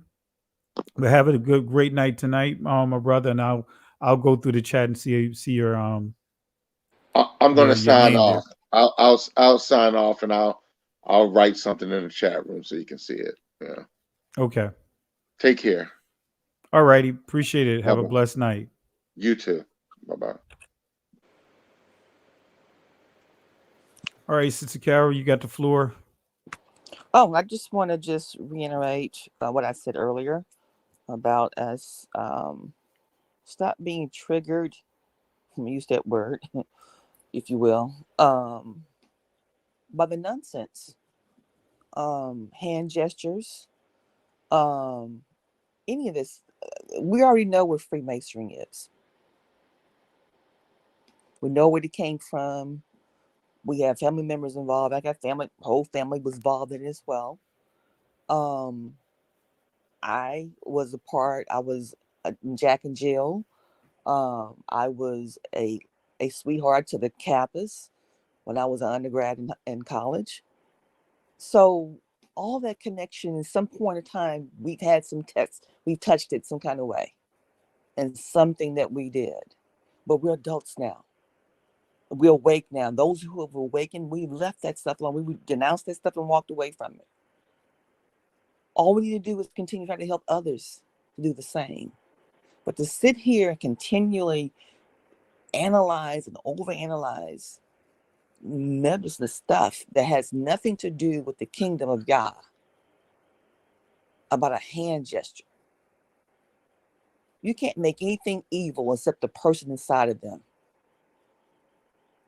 want to be evil. You got gangs out here, use gang signs. But what does it have to do with the kingdom of Yah? We got to stop this. It's ridiculous. That it's like every day something new with this, and it needs to stop.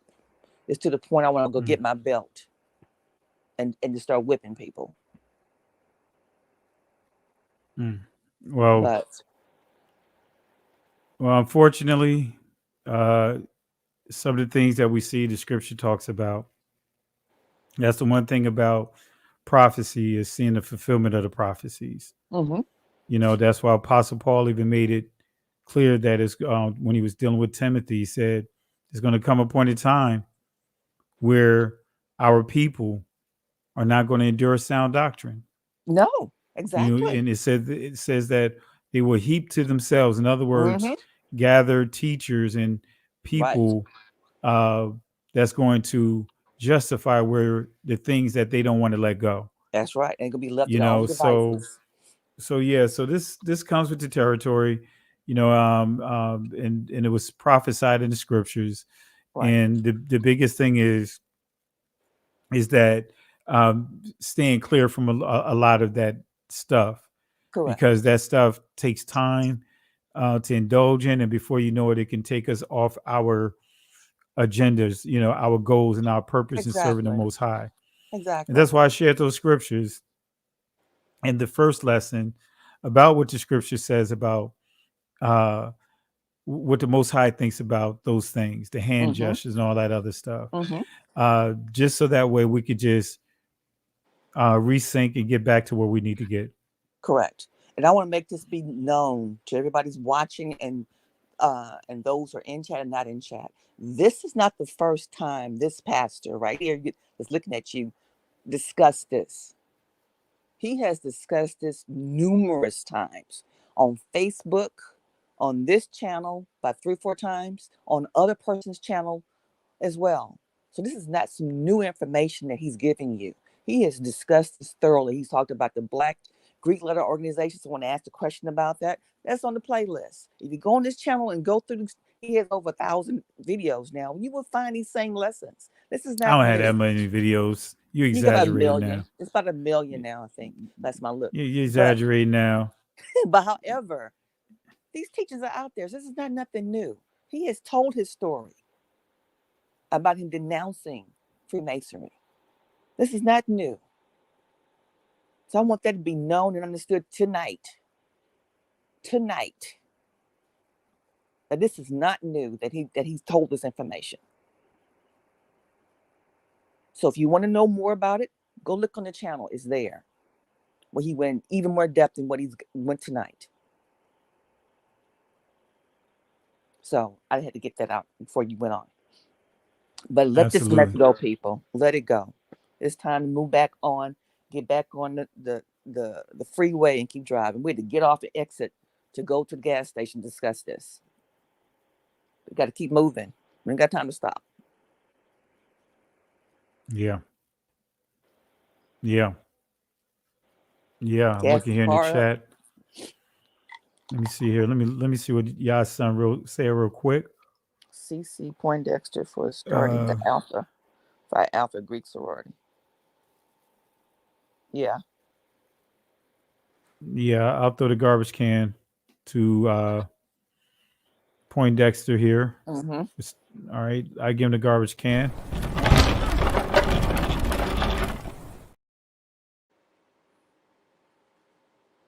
Yeah. All right, but the key too is we have to stop supporting the delusions, though. Yes. Because these organizations cannot have power unless we give it to them. Exactly. We have to stop it. You know, just like a lot of the stuff that we see floating around, it doesn't have power unless we give it to it. Mm-hmm. Give power to it, rather.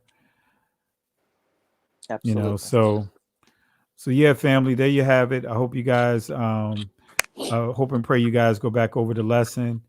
And I hope it you know, gave you guys something to you know, just really ponder over, and sources that you could go back, and if the discussions come up in the future, you have something to pull back on. And so, but for me, as Sister Carol pointed out, been addressing this stuff for quite some time. Mm-hmm. And for me, my mode is, hey, a person doesn't have a heaven and hell to place me in, so I'm not concerned about any of the chit chatter. So in the midst of all the chit chatter, this is what I'm going to be doing.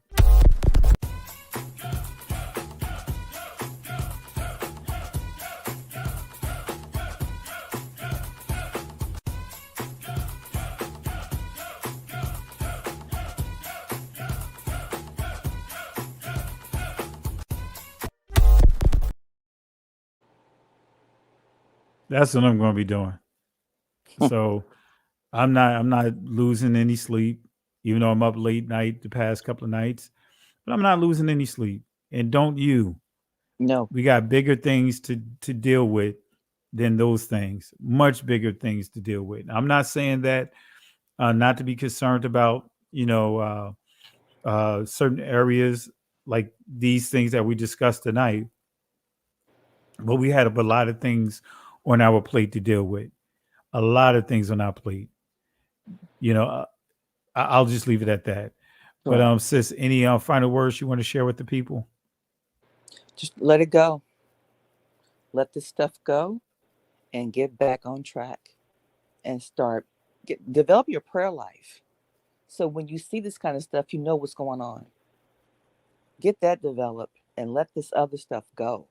Come out of this Stockholm syndrome of this situation that we had to stop out and talk about tonight. Let's just move on.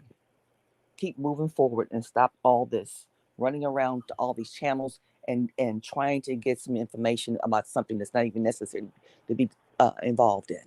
Just stop it. Stay on track with the Most High. All righty. Anyone you want to place in the garbage can, sis?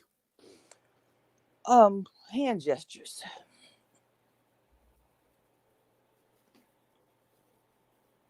Put that in trash can. No, I'm still gonna use my hand gestures. No, I'm talking about Forrest making it be something that is not. Oh, I got you. Yeah. I got you. Is this a something like this?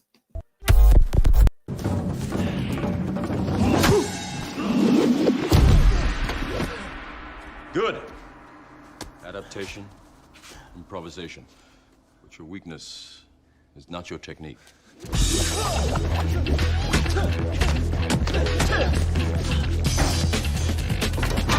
Morpheus is fighting Neo. Yes. Exactly. All right, so we'll throw that in the garbage can.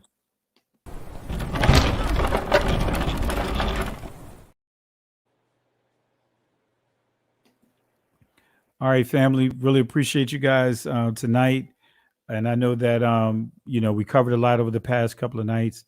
And I hope that this gave you a lot to go off of. A lot of information, foundational information, and sources that were shared. And just go back over it. I know you're not going to get it all in one setting, but go back over it. But with that being said, in the words of the Most High that he had given to Moses in Exodus chapter 14, verse 13 to 14, fear ye not, stand still and see the salvation of Yahweh. These Egyptians that you see here today, you will never have to deal with them ever again. The Most High will fight for you. But here's the kicker, family. We have to hold our peace. In other words, be quiet. Can't go back.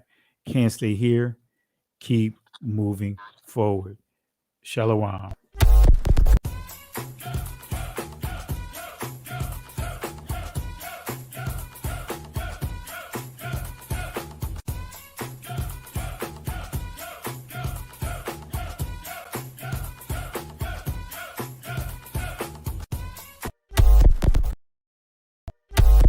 The lion won't sleep tonight.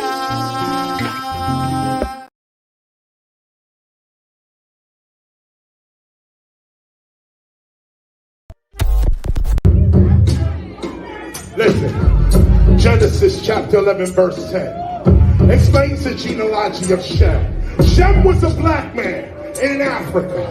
If you repeat this back, Genesis 14, verse 13, Abraham steps on the scene. Being a descendant of Shem, which is a fact, means Abraham too was black.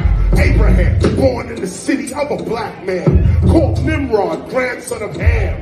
Ham had 4 sons. One was named Canaan. Here, let me do some explaining. Abraham, Isaac was the Jacob had 12 sons, for real, and these were children of Israel, according to Genesis chapter 10. These were the children of Israel, according to Genesis chapter 10. These were the children of Israel,